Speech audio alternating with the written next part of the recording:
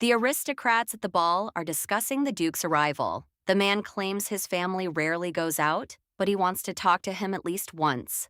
Duke Frodium, who is also called a monster. However, the girl doesn't understand why they call him a monster, since he doesn't look like one at all. Another girl explains that she hasn't heard of it yet because his daughter's debut was only recently. Duke Damien Frodium comes from a noble and prestigious family, and he is also called a swordsman and is very handsome. The lady claims that calling him a monster is too much because he is so beautiful. And he doesn't inspire fear, but he is the most powerful man in the empire. The man claims it doesn't matter who stands before him because he understands that no one will dare go against his word.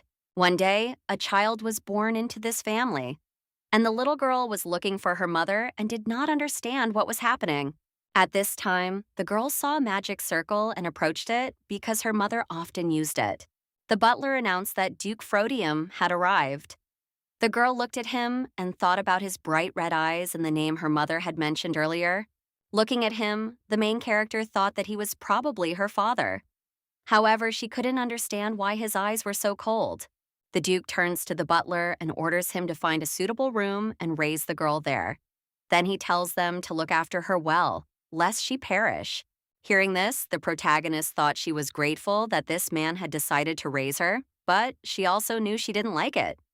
And most of the servants were loyal, obeyed his orders, and cared only enough to keep her alive. The girl pondered the fact that her room, as expected, was far from her father's. And she thought about how he probably didn't want her in his sight. And she, too, didn't want to be seen by a man who hated her. A little girl remembers her mother and misses her most of all. The mother told her daughter that the moment would soon come when she would have to say goodbye to her. And at that moment, the girl thought that she hadn't expected it to happen so quickly. The maids standing outside the door said that a girl was inside. Yes, when they entered her room, they tried to feed her. The maids looked at the girl with admiration and said she was very sweet. And then the main character thought about how there were only people here who cared about her. The maid says the girl is very sweet, and even if her mother doesn't come back for her, someone will definitely adopt her. And then the lady thinks that no one can adopt her when the Duke is her father. And then she insists that she's not sweet. And another maid says she feels very sorry for the girl. Suddenly, the head maid enters the room, screaming and asking what they're doing there. The maids explain that it's a child, and she's so beautiful, and they wanted to spend a little time with her. The head maid suggests they get to work first, then insists they know how strict their butler is. Then she says they should stop messing around with this triviality. The young maid bids the girl farewell and tells her that they are leaving. At that moment, the little girl waves her hand and says, "Bye-bye." Alone in the room, the protagonist thought about how most people didn't treat her like that. And when it was time to eat, she couldn't understand why no one was bringing her food.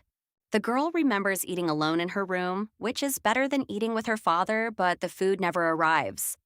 Then she thinks she can't stand it anymore, so she'll go to the kitchen.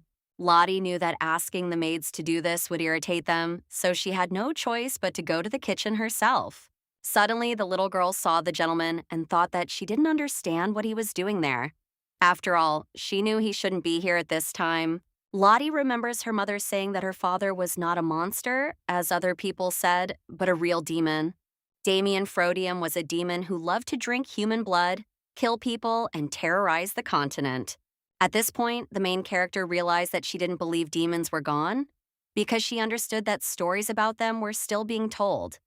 And when she remembered that her father was a demon, she even felt grateful for her situation. Lottie wonders what her father is talking about with Beelant. The butler says that if the gentleman is interested, he can see for himself. Then he announces that Lottie is right here. Hearing this, the girl quickly runs away, and at this time she thinks that Beelant is a traitor, and she does not understand how he was able to notice her. Lottie knows that her father hates her and thinks that if she shows herself in front of him, he will hate her even more. When the maid saw the girl, she was surprised and asked why the lady had taken her so far. At that moment, she thought about how she had run until she somehow ended up in the kitchen. Then she replied that Lottie had come because she was hungry. The maid invites the girl into the kitchen and sits down. Then she asks if she has eaten. The little girl replies that Lottie hasn't eaten because no food has been brought to her. At this point, the maid says they must have forgotten. Then she asks what they'll do. She says they only have servants' food left. The little lady says that's all she needs, thanks the girl, and takes the bread. As she eats the bread, the girl thinks about how her life isn't much better, but she has to hang on. While she's little, she needs an adult to look after her, and she doesn't understand what will happen if she's alone, and a monster crawls out from under her bed. The little lady reflects on the fact that while she's not being pampered here, she's not being mistreated either. And so she'll live quietly until she can fend for herself. At least, that's what she thought until the next events. The maid, screaming, turns to the lady and says that if she runs like that, she might get hurt. The girl replies that nothing will happen, since Lottie will be careful. After this, the main character bumped into her father a few times, but he didn't seem to be particularly interested in her, so they didn't talk. Lottie saw her father in his room and thought she could do some research. Then she ran into the room, the door to which was always closed. When she opened it, she was surprised and thought she couldn't miss this opportunity. As she entered the room, the girl thought it resembled her father's library. Then she picked up the books and wondered if there was anything of interest to her. Suddenly, the main character saw a book that was wrapped in a chain and was surprised. And then she thought that since Dad hadn't cleaned up, Lottie would do it for him. When the lady took the book, the chain around it disappeared and she saw that the book had no title, and this became interesting to her, and then she opened it. The girl saw that it was just a book with blank pages, but suddenly, text appeared. And the lady thought that this was definitely her father's thing, and that's why it was such a cool book. Lottie looked and thought she might read something here. But then she was surprised, not understanding what the plot was. Even after reading the contents 3 times, she refused to believe her eyes. She couldn't understand why the contents didn't change, no matter how many times she read them. At first, the main character thought it was a book even a 3-year-old could read. Then she realized it was far from simple. A maid approaches a young lady and tells her about a story circulating about her and asks if she knew about it. It's a story about a simple girl from the Lopez Dahlia family who was taken in by the Frodium family. And it's even more fictional than the usual fictional stories. This story inspires not only nobles, but also commoners who dream of ascending to a higher status. It's the story of Dahlia, who lived in the Lopez family amidst abuse and hatred. Afterward, she was taken in by Duke Frodium, who took pity on her. The girl grew up and became a beautiful woman. However, Dahlia once found herself in a dangerous situation and was saved by a marquis, and then they fell in love. The girl reflects on how the stories about her lady, who was still just learning, have reached such a far-reaching level, and that's very romantic. After all, many girls sympathize with her suffering. This is a story about a girl who grows up in suffering, but eventually finds her true love and happiness. The silver-haired lady explains that this story is not like her own, as she understands she was never bullied. Hearing this, the maid asks if the lady is trying to protect her old family. Kind, angelic Dahlia thought they didn't even know the half of it. However, despite her cold appearance, she was a gentle and warm girl. After all, that's what everyone thought of her. The maid suggests that it would be nice if that girl was added into the story too, and she could be the villain. The girl with silver hair heard this, was surprised, and asked what kind of girl she was. The maid reports that this is the Duke's daughter who appeared before her. And in fact, many have never heard of her, as she barely existed. And so she's not even sure this girl was the Duke's real daughter. The young lady reports that she has now become interested and invites the maid to tell her more. The maid says this girl isn't the Duke's real daughter and isn't even adopted like her lady. She then tells him she was terrible and, if she had her way, would have made the perfect villain in the story of her good lady. The story seemed like a fairy tale because that's what her peers liked, where a doll-like heroine who didn't show emotion, received love, learned to love, and became happy. There's a problem, though. The main character is the so-called adopted daughter of Duke Frodium. And it's not that her story is very similar to hers. The main problem is His Highness, and the girl asks the Duke if she can ask a question. The lady asks what is in this room and explains that the servants often told her not to go there. The gentleman replies that this was the room of his daughter, who died last year. He then claims that none of the doctors could figure out what was wrong with her, and that she died some time ago, confined to her bed. The Duke advises the girl not to go there, just in case. He then explains that Lotta Lucia died at the age of 11, having spent her life battling an unknown illness. At this point, the main character, reading a book, thought about how she would die without a reason. However, she realizes she's not sick, as she would be a corpse if that were the case. Lottie understands that she's still just a child and that in a couple of years, she'll still be a child. And at that moment, she thought about how she didn't want to die because she didn't even think she was brave enough to sleep alone. The girl reflects on how she's only just begun to live, and she doesn't understand why the book says she has 8 years to live. Then she thinks she needs to calm down. She only believed it all because the book had the same name, and she considers that it could just be a coincidence. Lottie knows that her father is popularly known as the Duke of Monster, so it would be strange to see that nickname in the book. At this point, the protagonist reflected on how she'd only been here for a few months, and many in the castle didn't even know she existed. And she pondered the fact that rumors about her couldn't have spread without reason. She was the Duke's secret daughter, known only to a few in the castle. Suddenly, the girl heard someone coming. Then she looked at the book and thought that this book was on fire. She saw the Duke asking who had given her permission to enter his library.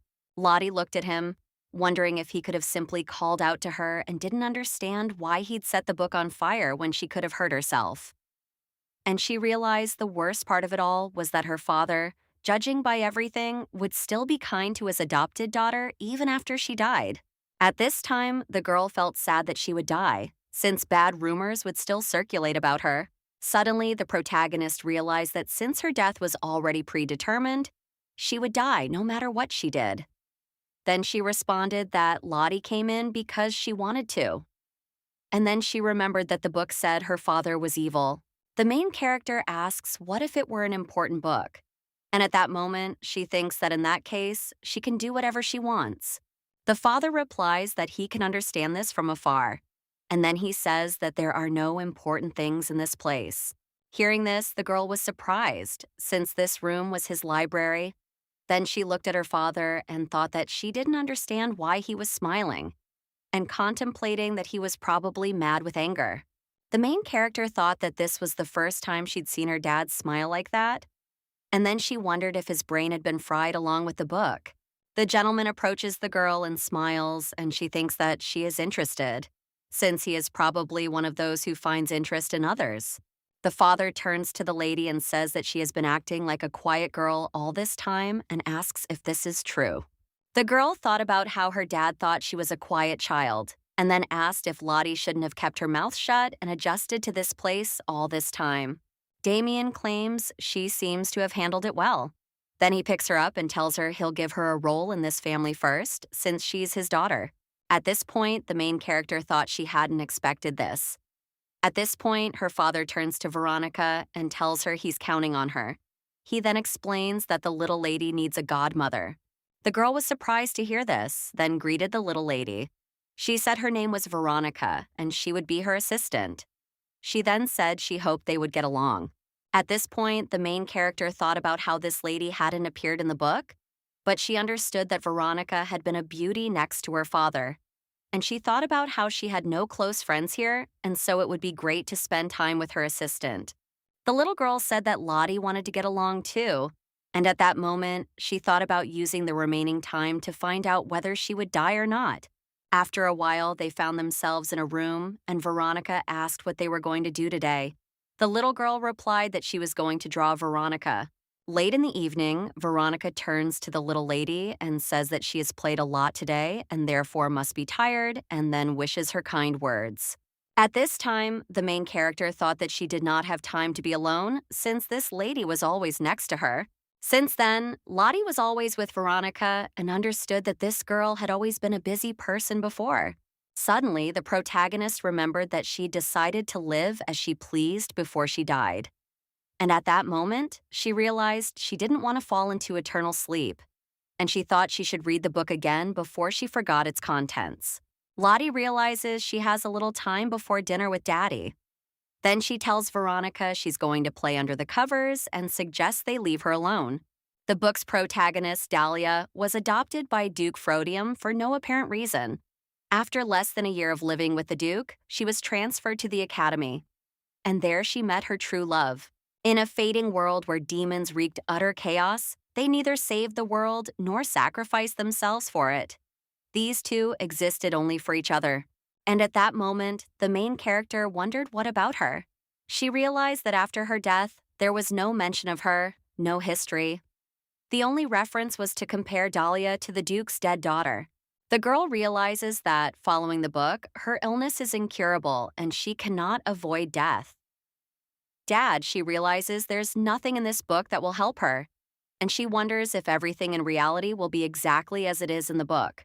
However, Lottie understands that it's strange that demons should suddenly appear and destroy their world. And she understands that demons can't appear now either. Either the future in the book is simply imaginary and she won't die from the disease, or the future in the book is true, and the demons that have already disappeared will one day reappear. The lady understands that if she had the choice, she would choose the first option, because the second option is too tragic, but that will be after her death, and she doesn't really care. Veronica turns to the little lady and tells her that if she's hungry, they can go get something to eat. Then she says they can eat a little earlier one day. The girl was surprised to hear this and asked if it was true. Then she thought that she wouldn't have to eat with her dad. And so she thought, that's fine, since she likes to eat alone. The little lady thought that today she would eat alone and then ask for food to be brought to her room as before. But when they sat down at the table, she saw Dad and thought that she didn't understand why he had come so early, since she had read him as a busy man. And she thought that maybe Dad was more comfortable eating alone. The girl reflects on the fact that a lot has changed since what happened in the library. The Count turns to the girl and asks why his daughter, who is always late for dinner, has arrived so early. The little lady replies that Lottie is hungry. Then she asks if Papa is busy and informs him that he is usually working at this time. The gentleman announced that he could find time for lunch with his daughter. Veronica was surprised to hear this, as since when had he had free time, and was asking about it. The father asks the girl if she's really that hungry. He then says that, seeing this, he gets the impression that the servants working in the kitchen aren't doing their jobs at all.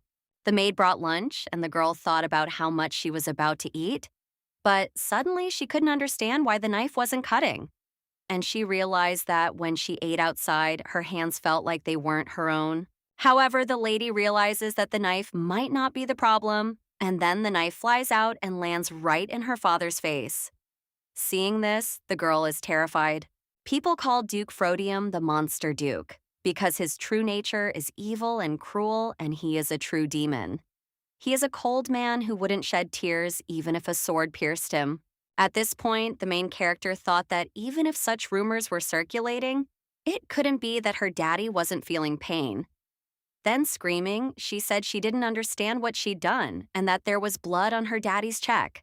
The little lady runs to her dad and falls. She doesn't understand why she fell, however, because she feels like it's not the floor, as it's very soft. The father asks his daughter if she's okay. The girl replies that she is, and at that moment, she thinks about how she needs to tend to her father's wound. The Duke suggests the lady be more careful next time, and the little girl replies that she's sorry she hurt her daddy. And then she thinks he must be angrier than she thought. Her father said he was worried about her, then stroked her head. At that moment, the girl thought that he wasn't angry, but worried about her. The main character reflects on how she thought her daddy hated her, but it seems she was wrong.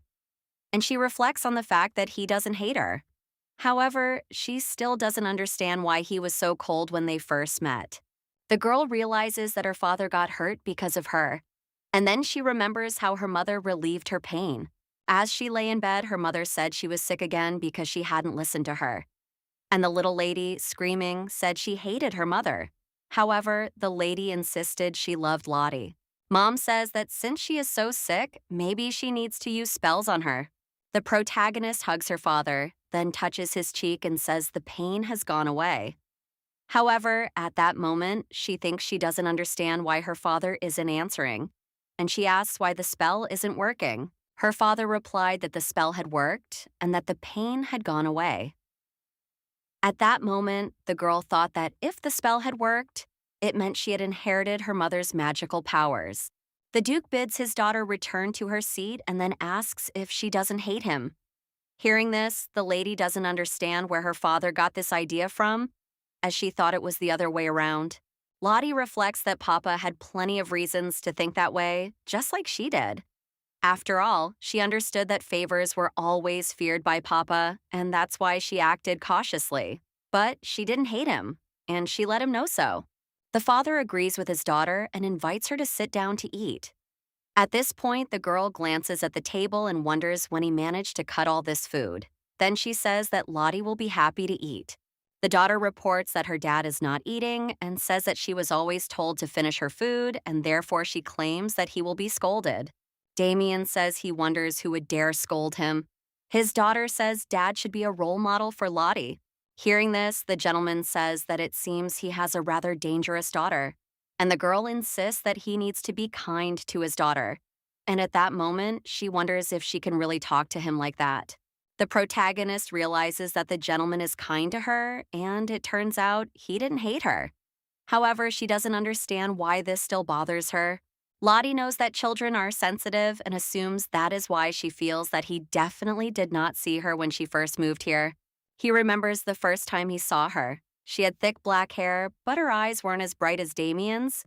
Yet she still stood out. He knew this child was a lot like him. The servants say that this girl looks like him, but they understand that they are unlikely to be of the same blood. And besides, they don't know that his lordship even had a lover. The gentleman looked at the girl and said he was certain she was his child. However, he had never known of her existence and therefore had never raised her or invited her to the castle.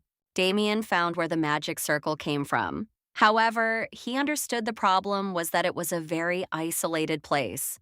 And he knew what this child's appearance must mean. The woman suggests that Damien not come here again, since he's unlikely to make it through the woods again anyway. However, the master knows that the woman imprisoned in those woods died, and he reflects that it is not the child's fault. However, even if it is, he has no right to blame her. The Duke thinks about how a week has already passed since the child's birth. He realizes it's a bit late to introduce himself, but he supposes he should go see her. And he can't imagine where else she could be at this hour if not in her room. Suddenly, the gentleman saw the girl and thought she was about to fall. Then he picked her up and saw that she was still asleep, which meant she was a sleepwalker. At this point, the gentleman thought that this child was probably having the hardest time of all. He also recalled that this girl always came up to him from behind and hid or ran away from him. Damien considers that this child hates him. Hey, if he tries to talk to her any harder, she'll hate him. And so he considers it better to pretend he doesn't notice her. And he'll do that, but only for as long as he has to. The father looked at the girl and said that she had wandered quite far today. Then, because of her sleepwalking, they had to look for her everywhere. Then he made her bed and said it was cold in there. The Duke knows his daughter Lotta Lucia is known to the public as a child without manners. He thinks there is no reason for her to learn etiquette at her age, and she's never complained. The gentleman considered the idea that forcing the child to become serious would be wrong, since at that age the most important thing is to have fun. The father asks his daughter why she ran away, and then asks what would have happened if he hadn't caught her. The girl replies that he caught her so easily, and that's why she always knows Daddy will take care of her. Hearing this, the master agrees. Damien doesn't know how much longer he can protect her. After all, he knows she'll grow up someday and won't be locked up in this castle. And so he can't allow his daughter to hate him. The little lady approaches Veronica and offers to read her a book. The little lady agrees, saying it's the same book they read last time. The main character realizes she could easily read such books, but sometimes she just wants to fool around, and she realizes she can't behave like that around her dad. Then she tells Veronica that if she's busy, they can read just 10 pages. However, Veronica replies that she has plenty of free time. At this point, Lottie was thinking that she'd expected Veronica to be an unusual woman, since she worked for her father personally. However, she didn't know she was his personal assistant. She wondered if it was okay for her to spend so much time on her, and whether she was okay with it because she liked her. Veronica reads about how people gathered all their strength to fight evil demons. Then the girl says, Veronica isn't evil. And the nanny insists she's right. Then screaming, she asks how she knows. The girl replies that she understood it right away and therefore thinks it's not a problem. Veronica agreed with her, saying that it was simply that usually only demons could distinguish other demons. And then she thought about how, even though the master had accepted her, there was no proof that she was truly his blood daughter. She was certain this girl was an ordinary human. Veronica says that the fact that her lady can see this is actually a great rarity. In the past, when demons ruled almost everything, only a few people were able to distinguish them. And Veronica reveals that her lady must be one of them, and so she will continue reading. The nanny reads about a witch who lived in the north, cold as winter, capable of freezing anything. And then the girl thought about this place where she and her mother lived. And until today, she hadn't even imagined that her mother was a winter witch. At this point, the main character thought about how her mother wasn't at all cold, like winter, and how she didn't know much about the forests, other than that it was always winter there. However, for her, her mother was more like the bright summer she'd read about in her books. Veronica announces that it's late, then closes the book and announces that they've finished reading for today. Then she announces that the lady is going for a walk with the master this evening. The nanny says the weather is nice today, but she understands her lady has a limited selection of clothes. However, the girl says she really likes what she's wearing. However, Veronica objects and says that she has already worn it, and then says that she will be going out in public for the first time and it is not appropriate for her to wear old clothes. The girl asks the nanny if she knows where Lottie's dad is taking her. The lady replies that she's not sure, but she guesses he wants to buy her new clothes. Then she says that if the girl wants to go somewhere, she can tell the master. Walking down the hallway, the protagonist saw the maids and thought they were talking about her again. The maid said that this girl was so impudent, even though she most likely wasn't the Duke's real daughter. Hearing this, the girl suggested that Veronica lay her down on the floor. The protagonist then turns to the maids and asks what they're chatting about. It occurred to her that this wasn't the first time she'd heard them talking about her, and she didn't want to let them get away with it anymore. The girl understands that while the maid was chatting about her, she probably felt special. But despite her high status, she was avoided. So she pitied her and acted as if she were superior. However, the lady understands that she is no longer like that and therefore doesn't need the maid's pity. At this point, the maid was a little frightened, and the maid suggested she not be afraid, as the girl was still a child. Then they thought about how unlikely it was that Mistress Veronica would be to side with a child who had suddenly appeared. The maid explains that they were always chatting about all sorts of trivial things and suggests that the little girl shouldn't worry about it. Hearing this, the protagonist thought she was trying to evade the situation and then asked if they'd talked about Lottie. And then she realized that the maid's answer had already made it clear they didn't respect her. But she didn't want to address that with her daddy title. The girl realizes they're only acting like this because she suddenly appeared. Then she suggests they behave as before and asks why they've gone quiet. At that moment, she thinks it doesn't really matter whether she's the Duke's daughter or not, since she understands that the owner of the estate has acknowledged her. Lottie, screaming, asks how they dare look down on the Frodium family. Hearing this, the maid objects and says that's not true. And then she thinks she can't believe it's that same girl. And then, screaming, she apologizes. At this point, the maid realized she felt strange because for a moment she felt the same fear she'd felt before the Duke. She thought this girl was a child who wouldn't dare say a word, and she didn't understand what had happened. Lottie says that she forgives them this time and then says that her daddy is waiting for her and she needs to go. Seeing her father, the girl apologized for being late and said it wouldn't happen again. And then she thought about how she shouldn't show her anger to her father. And then the gentleman realized that she had worn that outfit many times before. The Duke informs the coachman that he's probably tired of waiting and invites the girl to go.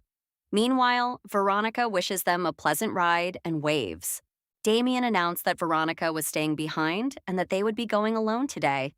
He heard the girl wave to the nanny and thought about how next time she would ask to take Veronica with her. Sitting in the carriage, the protagonist thought with delight that this was her first time riding in a carriage. Then she remembered that, in the past, she never even dreamed of leaving the forest. And so this felt like a dream to her, and she wanted to learn more about this world. Lottie looked at her father and thought about how close they had become lately.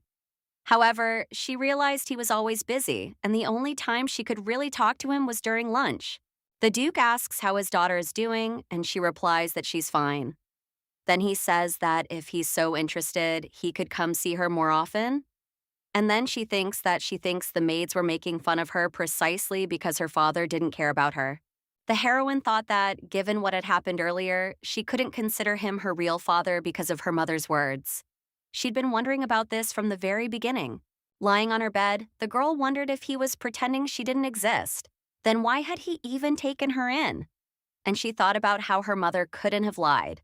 However, she didn't understand why her father was doing this. At this point, the protagonist asks the Duke if he considers Lottie his daughter. And at that moment, she thinks she should have been content with the mere fact that he accepted her. And so she feels like she's dug her own grave. The young gentleman turns to his daughter and asks if she thinks she is not his daughter.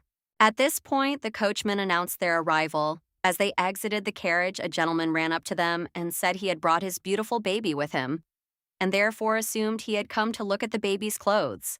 Hearing this, the girl thought she'd like her daddy to scold him for calling her a baby. The salesman announces that he'll prepare several outfits for his child to try on. Upon hearing this, the girl replies that she prefers comfort over style. The man replies that their clothes are enchanted with special spells and therefore will be unusually comfortable. He then shows the outfits and invites her to try them on. The main character wears several outfits, and the gentleman insists they all suit her. He then explains that everyone says clothes give you wings, but today he saw that the real angel is the one wearing them. Upon hearing this, the girl objects that she is the daughter of a demon. And the gentleman says it's almost summer, so he suggests focusing on summer clothes. The little lady was starting to think that this was tiring her out, and she wanted to stop trying on clothes. At that moment, Dad announced that they could finish trying on clothes. Hearing this, the daughter was delighted and thought about how much she loved him. The salesperson asks the gentleman what he liked. He replies, all the clothes they tried on. He then orders the clothes to be ready as quickly as possible. At this point, the daughter runs up to her daddy and tells him that if he buys everything, he'll spend a lot of money. Hearing this, the Duke asks if she cares about money. The protagonist recalls that Veronica taught her that money can only exchange a limited number of things, and no matter how much candy a young lady wants, she must conserve it, as there is a limited supply. Then the girl claims that's exactly what she was taught. Dad says he'll buy everything here. The shopkeeper is surprised to hear this. However, the Duke insists he'll buy everything in the store. And in the end, everything went just as Daddy wanted. The seller then announced that he would alter the clothes and send them to his estate. Hearing this, the girl was delighted, thinking that now they would be going home. While packing the clothes, the salesman asks the gentleman if he's doing it for charity. However, the Duke tells him to watch his language. He then claims the girl is his daughter. The salesman apologizes and says he didn't know the girl was adopted. At this point, the protagonist doesn't understand what's happened, as the Duke's expression has changed, but the situation has noticeably worsened. The gentleman asks how he dares call her, his biological daughter, adopted. When they arrived home, Veronica met them and told the Duke that she would carry their daughter to her room. However, the Duke objected and said he would do it himself. The assistant insisted that the young lady looked tired, and this was probably because she was going out in public for the first time. Damien said he was the first to see Veronica greet someone like that at the door. She replied that she was looking after the young lady.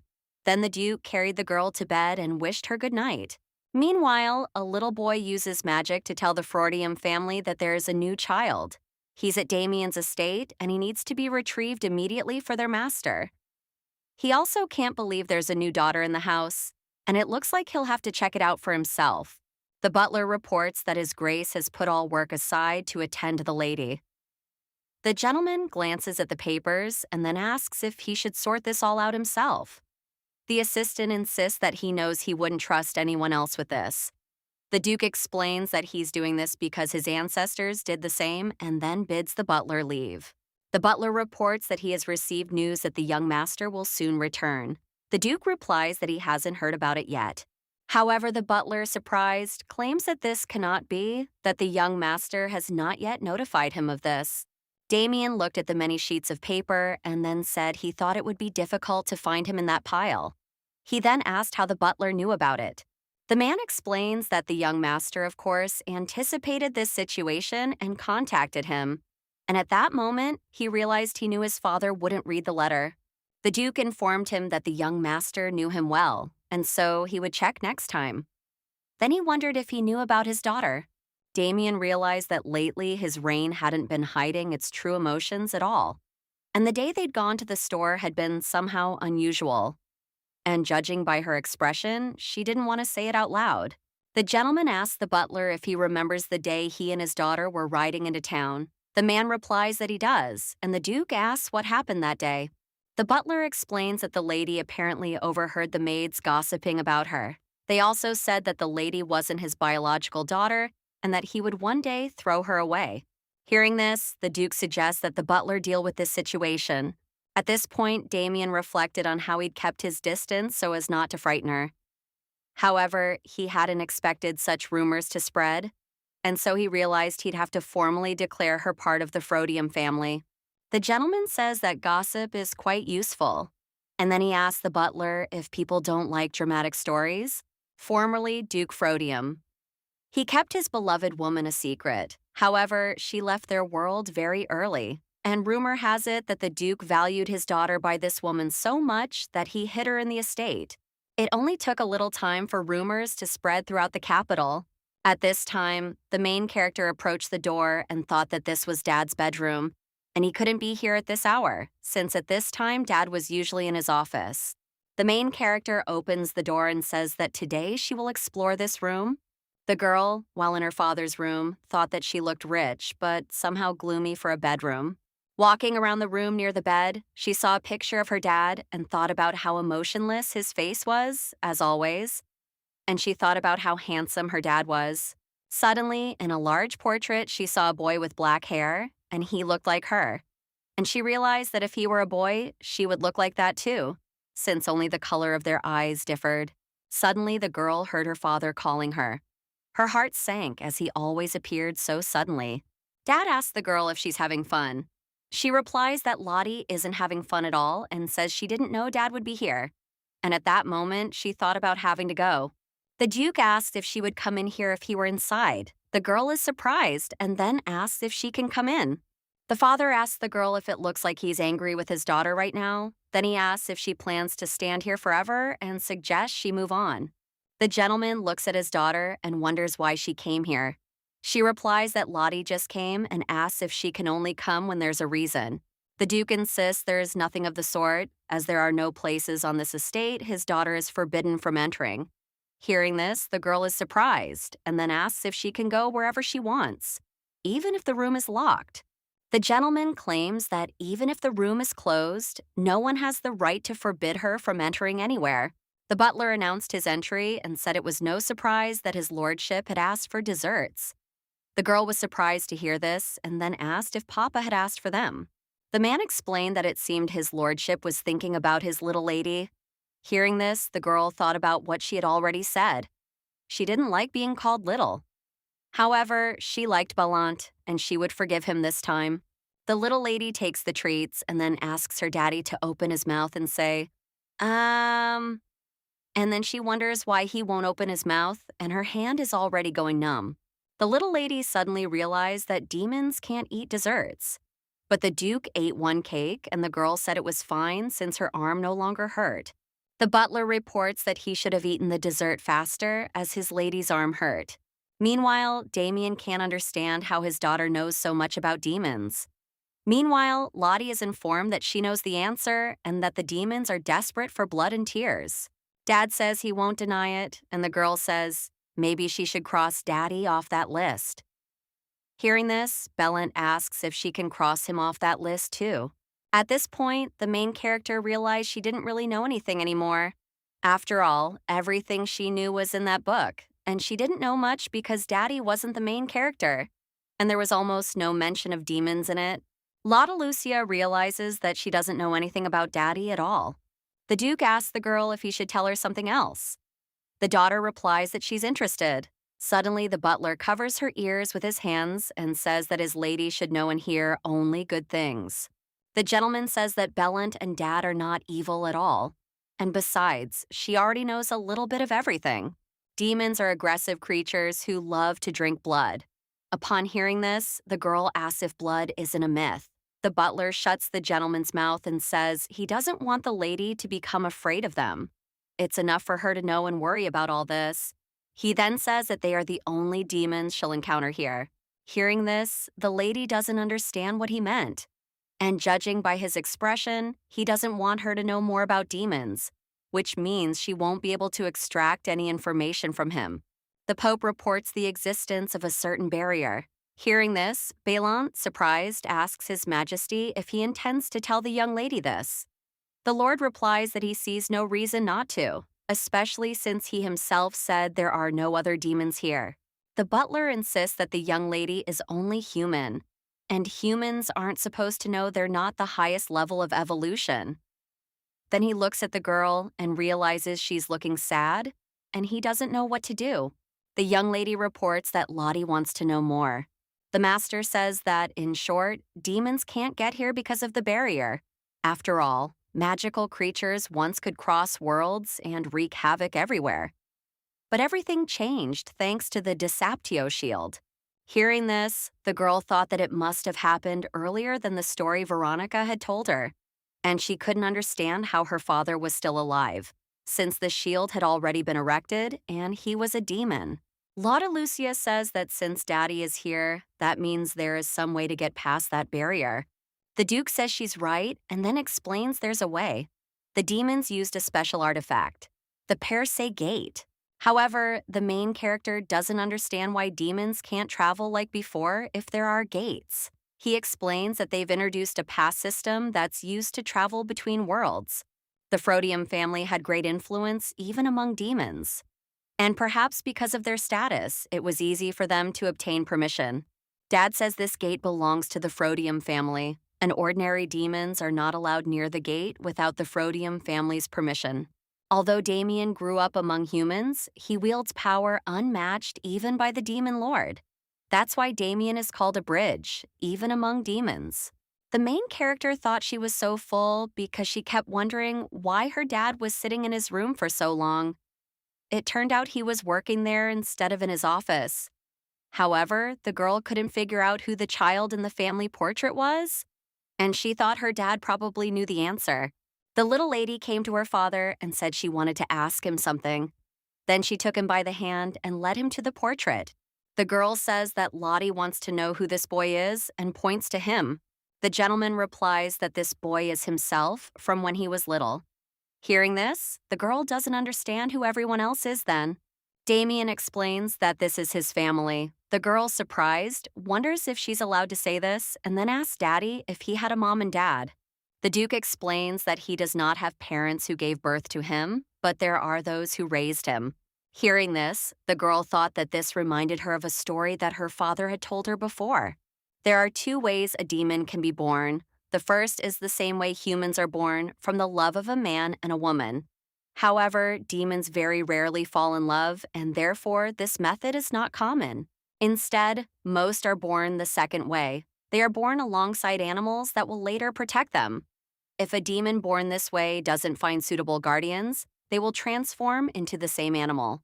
The master says that good guardians are very hard to find, and that's why Damien was very lucky.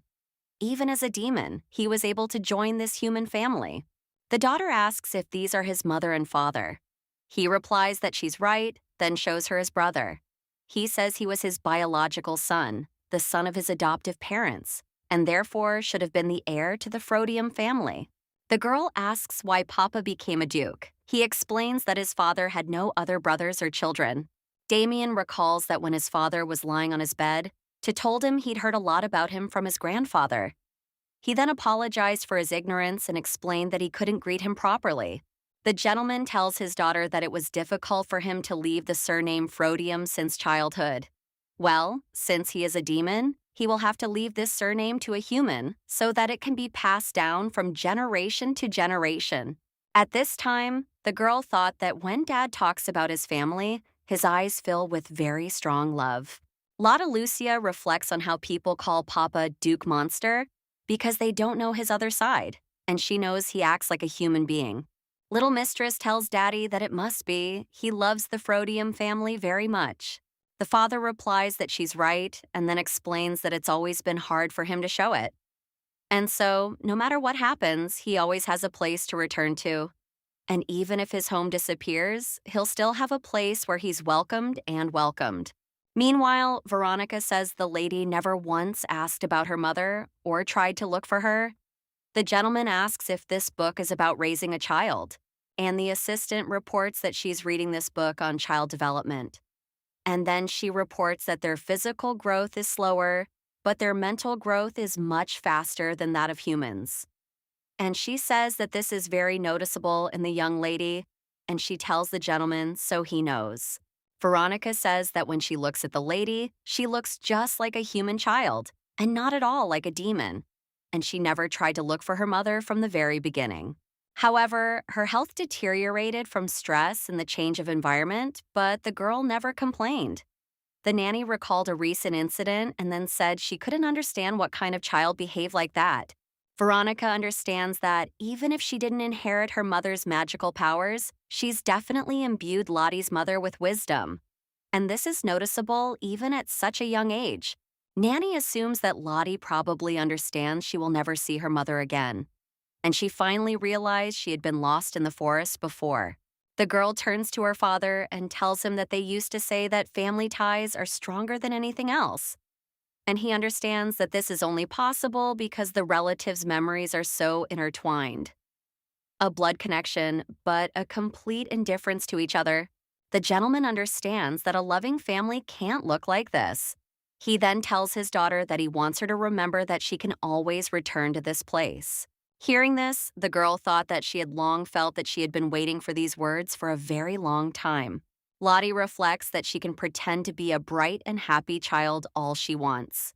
But the truth is, she misses her. And even though they were locked in the forest, it was their forest, and they were happy there. And there wasn't a single day when she didn't think about her mother.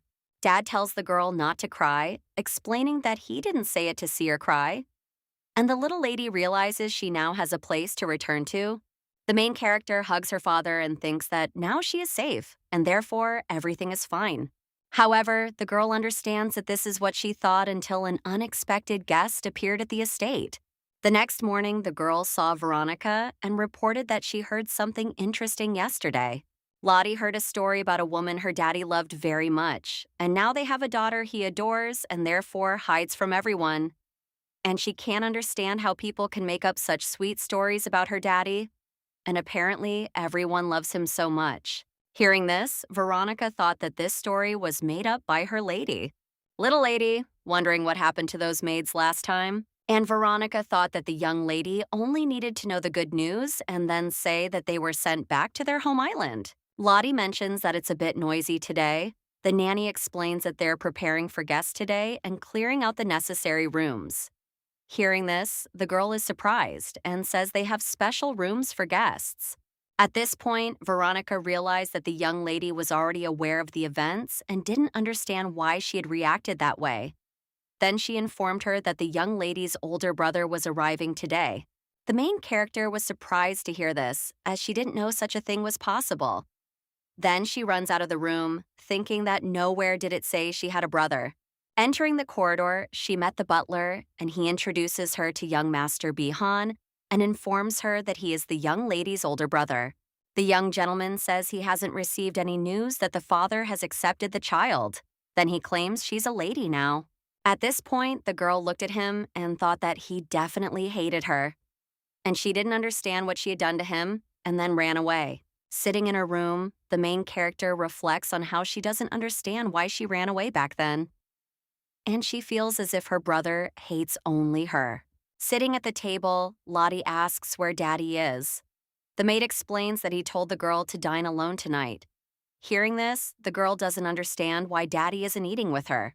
The main character thinks that when his son showed up, he no longer needed her. And so the very thought makes her sad.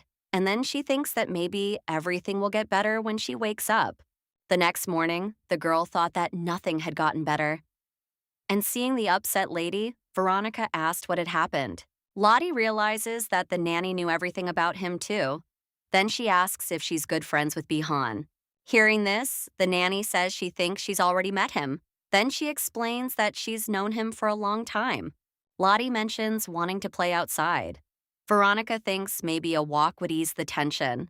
She offers to accompany her, but Lottie objects, saying she wants to play alone today. Leaving her room, the protagonist thought about how she hadn't expected to see her brother the moment he stepped through the door. And then she realized she now wanted to go back. The young gentleman touches her hair and says something strange. But she slaps him on the arm. He says, "You can't help but notice she's not Daddy's type." He then tells her Daddy prefers light hair. And my brother also claims that Dad prefers blue eyes, not red ones. And he says he doesn't understand how she got here. At this point, Lottie was thinking that he was making Dad look bad. Then he said that Lottie wasn't interested and that it was nonsense. Then he said that she was Dad's daughter. And he said that she didn't want to talk to him and suggested that he leave. Bihan tells her she doesn't seem helpful at all and wonders why her father accepted her into the family. Hearing this, the girl thinks he's weird and annoying and won't let go of her.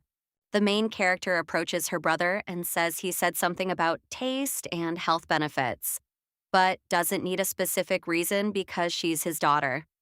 Then she asks if he's there for a reason. Bihan insists he's special. And at that moment, the girl thought that his words sounded to her like she'd been picked up off the street, and he wasn't like that, and therefore different from her. Entering his room, the young gentleman reports that it has not changed since last time. Bihan wiped his finger across the table and said there wasn't a speck of dust, which was good because he'd given advance notice. And he reflected that what he'd said was true.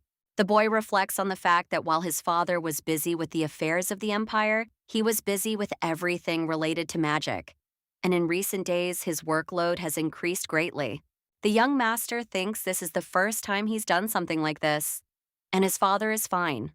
After all, he used magic to monitor the estate, just in case. And he looked around and then returned. But one day, Bihan noticed that Duke Frodium had adopted a girl. While in his room, the boy thought about how much work the master had dumped on him, and how a strange girl had even been waiting for him upon his return. He wondered if his eyes were deceiving him. Then he glanced out the window and saw the little lady and thought she was heading for the entrance. At this point, the young gentleman thought about the lady planning to run away because of what had happened. And she thought about how he would remain in this family at any cost, while she was ready to shed the Frodium name for some stupid reason. Lying in his bed, Bihan says that nothing will happen anyway, since the gate is now closed and he is asleep. A few hours later, the young gentleman got out of bed and said he'd left the terrace entrance open. Then he wondered if Lottie had returned. The boy thinks it shouldn't bother him, but if his sister doesn't come back, she'll get caught in the rain. And he doesn't understand why he should worry about it, since she's a child in her father's care. Bihan ponders that if the lady gets caught in the rain, she won't die. However, he understands that she could die since she is human. At this time, the main character hid under a bush because it started to rain. The girl was mistaken when she began to look for shelter from the rain because she thought that the downpour would quickly pass and stop. But Lottie knows the rain isn't going to stop anytime soon. She doesn't know how long she'll have to hang around there. And when she returns, she'll find herself unwanted again because of Bihan. The lady understands that the rain will not stop for a long time, and no one will know that she is here and no one will come for her. Suddenly, the girl heard Bihan's voice saying he hadn't found it. Then he gave her his cloak and said that now she had something to cover herself with. At this point, the boy thought that, thanks to his sister finding a suitable spot, she hadn't gotten as wet as he thought. And so, he thought, it would be fine. Bihan suggests to the girl that they go back, since the rain has already stopped. As she followed the boy, the girl thought about how fast he was, even though he was much taller than her. Meanwhile, he was thinking about how slow she was. Suddenly, the lady saw her brother slow down and realized he was wetter than she was. And she realized he'd come out to look for her in this rain on purpose. And she thought about how they had the same misunderstandings as they had with their father. And Bihan didn't hate her at all. However, the girl heard him say that he hated her, and at that moment, she thought about what she had been counting on. The boy says she has no idea how hard he worked to get his father to come, and he asks why it's so easy for her. At this point, Veronica turns to the young lady and tells her she's very wet. She asks why she went all the way to the entrance. Then she tells her she should have returned as soon as it started raining, as she might get sick, and suggests she go straight to bed. Bihan announces that he is leaving, and upon hearing this, the girl thought that he and she were getting wetter. Late at night, the girl opened her eyes and couldn't understand why she was in the main corridor. She had fallen asleep in her bed, and then she realized she needed to go back. Suddenly, the girl heard voices and she wondered who was talking so late at night. As she got closer to the door, she realized that it was the voice of Daddy and Bihan, and the lady heard that they were talking about her. At that moment, the girl thought about how she'd wanted to cry when she'd learned she was the villain in the book. And that was because she didn't want to give up the happiness she'd earned to someone else. And she thought that Bihan must feel the same way. The little gentleman says that if the Duke wants to play family, then he asks why he didn't do this before in his homeland. Upon hearing this, the girl thought that her dad definitely didn't think that way and that he wouldn't do that. Then she thought that this meant his family hated her. At that moment, her father opens the door and sees her, then picks her up. Lottie claims she hates him, and then she remembers how he told her she had a place she could always return to. And when she heard those words, she doesn't understand what she should do now. The Duke claims that he would do well to know the reason why his own daughter hates him.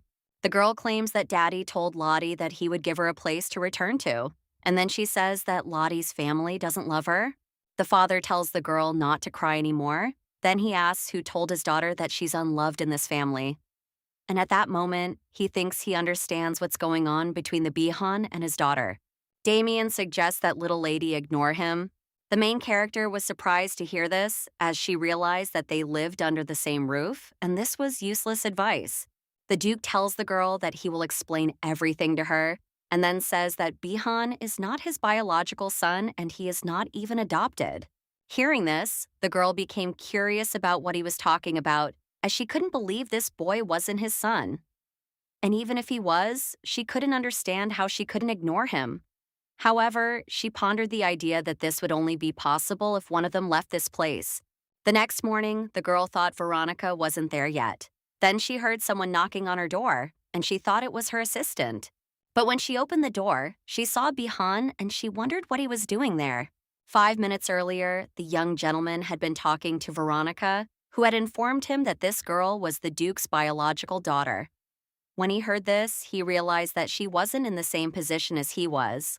The boy reflects that the birth of a child among demons is a rare occurrence, so demons seek out exceptional children of noble birth and train them. Later, they offer their powers to this child. Bihan understands that Veronica and he are such chosen ones, which is why they are always close to Damien. And he knows he was Damien's acknowledged master. And that's why Bihan doesn't like the idea of such and such a child taking his place. And he never thought he'd envy her. However, the young gentleman realizes there's a problem because he misunderstood everything from the start. And then he asks Veronica if she knows where the young lady is now. At this time, Bihan looks at the young lady and asks if she would mind if he came in. Hearing this, the girl doesn't understand why he's speaking so formally. However, she understands that he knows who she is and, having heard the truth, has decided to sort things out between them. The young master tells the girl that he never imagined that Master Damien had a biological daughter, and therefore he sincerely apologizes for the misunderstanding between them. Lottie replies that there is no need to bow, since she's not offended at all, and everything is fine. At that moment, the boy thinks about how vulnerable she is to apologies, and the lady informs him that Lottie never even considered harboring a grudge against him. Meanwhile, she thought about how she was his rival. Yet even so, he went looking for her in the rain. Bihan thanks the girl for accepting his apology. Then he explains that he didn't mean to leave with a heavy heart. Hearing this, the girl was surprised, since he had just returned, and then asked why he was leaving. The young master replies that it's because Master Damien ordered him to return. He then says that he was only pretending to be his son so that he could be useful in the future. At this point, the little lady thought that since Papa was a demon, he should pretend to age like everyone else. And that meant that in the next generation, the duchy would return to the imperial family. Bihan explains that Master Damien never had any plans to marry, have children, or even adopt a human child. And that's the only reason he's here. After all, he was chosen as a suitable heir, and his role is to inherit the Frodium name in the future. At this point, the main character thought about how he now had no reason to stay here because of her. Then she said that she still considered him his daddy's son and asked why he didn't stay. And she thought about how she liked the idea that Bihan would have to leave because of her. The young gentleman tells the girl not to worry and explains that he has no further reason to return, as rumors will soon spread that he has disappeared or died. He then asserts that his lady will no longer have to worry about him. Hearing this, the protagonist was surprised, then claimed Lottie had never said anything like that. And then she thought about how she didn't need a brother, but she didn't want to take Bihan's place, even if it was just a fantasy. The little lady begs the boy not to leave and says they can live together simply, as brother and sister. Then she says it wouldn't hurt to have an older brother. The girl saw Bihan's surprised face and then asked if he liked being Lottie's brother. The young master insists that's not the case, explaining that he's simply not the master's son. At this point, the girl takes his hands and says that everyone considers him his daddy's child. And then she thinks she won't force him. Lottie reflects on how Bihan misunderstood her relationship with her daddy from the very beginning and hated her. And she was wrong to think he'd accept her after that. The boy claims his only goal was to play his part well since he wasn't related to his father by blood. He doesn't know what it's like to have a family, but part of him is starting to want it. Then he reveals that she's his little sister and says maybe he'll be happy in this so-called family. The next day, the main character heard that her brother had left and did not understand why he did this. Since yesterday, he said that he would be her brother. The father explains that he left because he has business to attend to and was only visiting temporarily. Therefore, he must finish his business. Besides, his daughter and Bihan weren't getting along. Lottie says he's right and then claims they've already made up. In her room, the girl says that Bihan didn't initially want to be her brother. But then she suddenly hears a voice saying that's not true and sees black smoke. At this time, the main character was scared and thought that she did not know what it was. But it adjusted when she talked about Bihan. Lotte turns to the black mass and asks if it knows Bihan. It replies that he is its master. The girl says that if it belongs to Bihan, then it carries his words. Then she asks if it could send the boy a message from Lottie. Then she suggests he tell her that Lottie was happy when he said he would be her brother. And he's still Lottie's brother, even if he's not there. At this time, Bihan replies that it is good and then calls her his little sister. A couple of weeks later, Little Lady invites Veronica to play hide and seek and informs her that Lottie will be looking for her. At this time, Veronica agrees with her and then says that she is going to hide.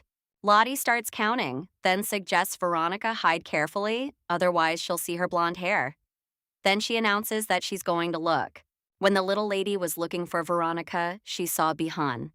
Then she asked what happened since Papa said he had left. The boy announces that he's returned and has already arranged to live with her here. Then he explains that he just had to delegate his work to someone else. The girl asks in surprise if that's why he left. The boy, surprised to hear this, asks if her dad didn't tell her anything about them. The little lady replies that she doesn't know anything. Bihan asks Lottie why she's here alone. She replies that she went to play hide and seek with Veronica, then suggests they search together and then go home. Lottie whispers in her brother's ear that it's not fair at all, but he can still use magic to find Veronica. Hearing this, the young gentleman laughed, and the girl does not understand why he is laughing. Bihan explains that unfortunately this is not possible and he cannot use magic here. Hearing this, Veronica was surprised at why he said that. Then she asked the boy why he couldn't use magic. She then explained that not all magic was blocked, but rather that it was simply weaker due to disaption. And with practice, simple magic could be used. Hearing this, the main character realized she was talking about the gate. Veronica explained that they could cross the gate, but its magical powers were controlled. However, Lottie insisted that in fairy tales, demons use their powers. Bihan says that in most of these stories, they are not actually demons.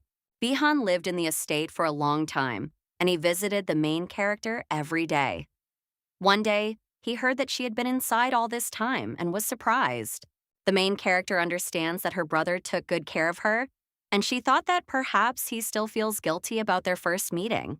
The girl ponders the fact that, unlike in the book, Bihan remains the young master of the Frodium family, and she thinks that it can't be true, that the events of the book are real, and even the protagonist's family made a mistake. And that if you're moving in the direction of happiness, then you can forget about this book. The main character realizes that it is not about her or her father, or even about the existence of the protagonists, about the whole idea of the appearance of demons. Lottie asks what they are, if not demons. Veronica replies that they're called cambions. She explains that they're demonic forces that are difficult to contain, being half human.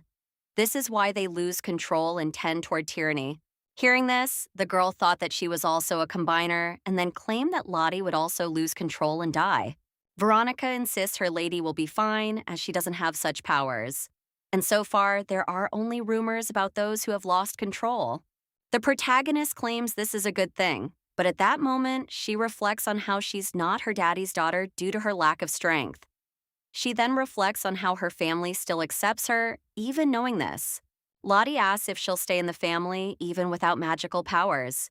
Bihan replies that, of course, and he won't listen if she suddenly says she doesn't want a brother. And of course, it doesn't matter what happens, since she'll still be his lady.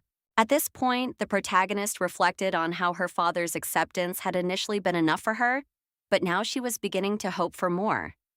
And she realized that this book was meant to be her confinement, so she could live a quiet and peaceful life. However, she was glad to have found herself in this situation. The girl reflects on the fact that the Frodium family is her home. At this time, Damien, being in his office, thought about how he used to prepare a report on the work carried out immediately after the meeting and draw up an agenda for it, even realizing that this was not his job. The Duke, sitting in his office with his staff, reflects on the fact that he's had enough, having finished on time.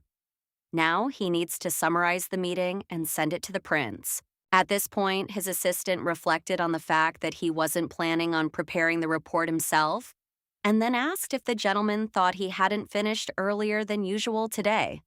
He then informed him that it seemed to be because he was so preoccupied with the little duchess. At this point, the worker realized he'd heard rumors about the little duchess, too.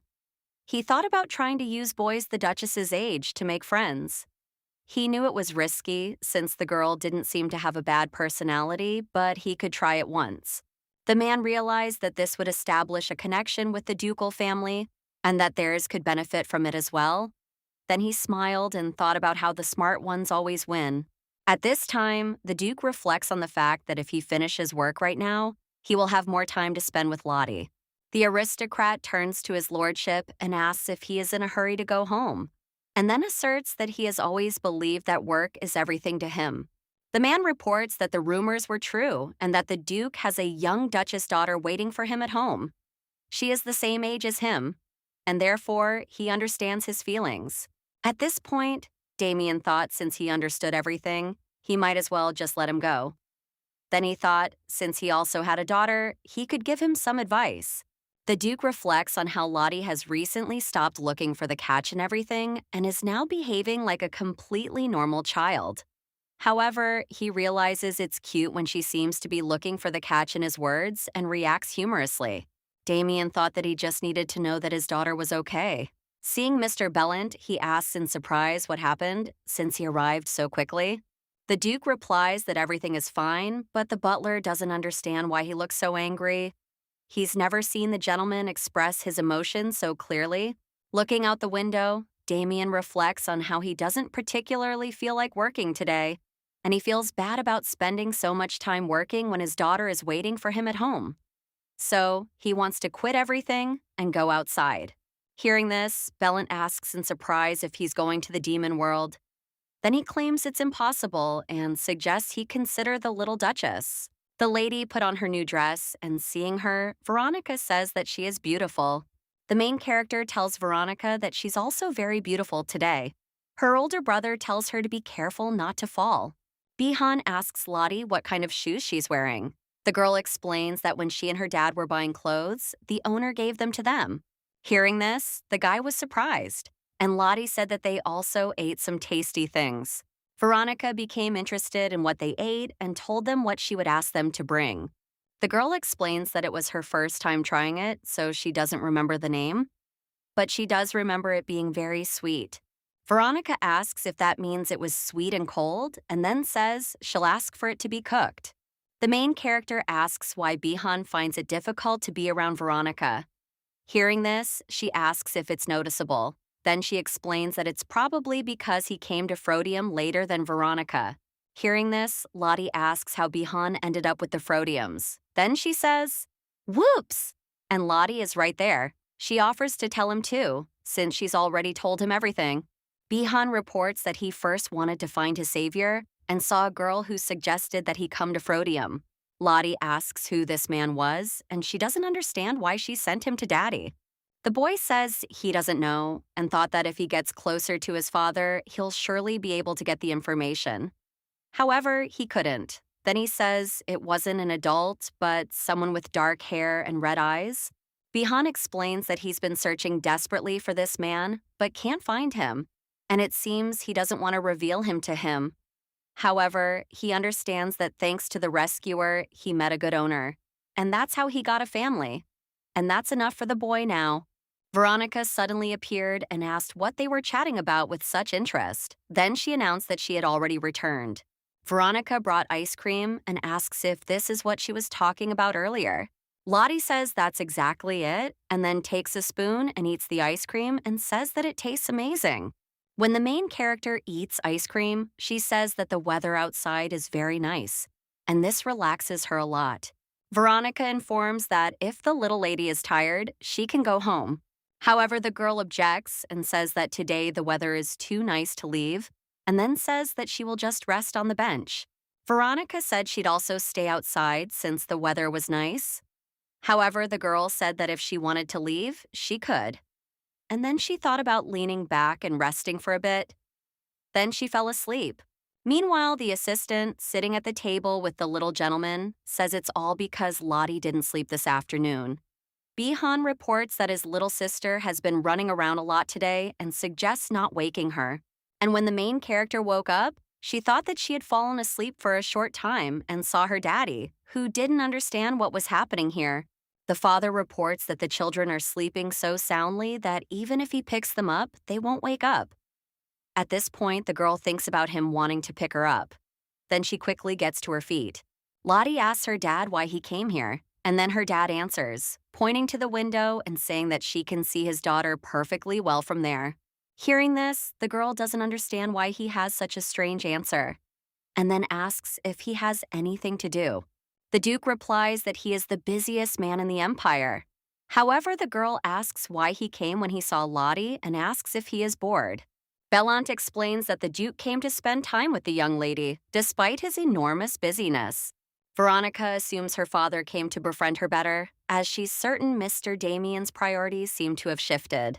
At this point, the main character thought that, given how her daddy treated her, Veronica's words seemed true. And maybe she should tease him a little since he was in denial. And then the girl cries out that she doesn't understand how daddy has no friends at all. And she asks if he really came to befriend Lottie. The little lady invites her father to take a walk in the garden. Then she says that he has been busy all this time and that is why they could not do it. The father takes the girl in his arms and then invites her to hold on tighter and sit on his neck. Seeing this, Veronica claims it's unfair. However, the gentleman says he doesn't understand what's unfair about it. At this time, Bihan picks a rose in the garden and says that maybe this bribe will help him rise in the rankings. The gentleman states that all these flowers in the garden belong to him, and he does not understand how he can use them as a bribe. The girl turns to her dad and tells him that he is like a child. And then she says that here Lottie decides whether she wants to take a bribe. The main character says that Lottie likes the bribe, and so she accepts it. Then she takes the rose and puts it in her hair. Veronica says that she will then give her a birthday present and asks when it will be. The girl was surprised to hear this and asked if demons celebrated birthdays too. Bihan informed her that they had decided so from today on. Lottie reveals that she doesn't know when her birthday is. However, there is one day she wants to remember, and that day is the day her mother said she was wishing Lottie a happy birthday too early. The main character says that Lottie's birthday is the day she enters here, and at that moment, she thought about the day she found herself in an unfamiliar place. The Duke says that he will remember this and will help his daughter fill this day with good memories. The girl says that if a day with good memories is what he calls a birthday, then for Lottie, every day here is a birthday. And she says with delight that she's happy here. The hot and noisy summer has come to an end, and the time has arrived for a wonderful golden autumn. The girl, surprised, suggests that Veronica look up as the treetops have turned red. She replies that the autumn leaves are very beautiful. Veronica asks the young lady if this is really her first time out in autumn, and she wonders if spring and summer were her firsts too. The girl replies that in the forest, Lottie had nothing but eternal cold, darkness, and snow. And at that moment, she thought that summer was still too hot. Hearing this, the assistant thought that the lady was so nice, and therefore she would not tell her that winter would come in a couple of months. At this point, the main character announces that she wants to keep only autumn and spring, as she really enjoys these seasons. She also wants to keep winter, as it's her birthday. Veronica asks her lady what she'd like for her birthday. The girl replies that her birthday is still a long way off. The assistant thought that when her birthday got closer, she'd probably forget what she'd asked for, so she could surprise her. Then she said she wanted to know in advance. The young lady paused for a moment, then, with a cry, announced that she didn't know. The nanny then thought about quietly coming in and asking what she wanted for her birthday. Lottie replies that she wants to do what all families do. Then she explains that she wants a family portrait like the one Daddy has in his room, or to go on a picnic together. Hearing this, Veronica says that Mr. Damien would be happy to do all this for her. And then she thinks that this is immediately obvious from his attitude toward the young lady. She also reflects on the fact that the girl seems worried about having more work to do in the absence of the head of the family.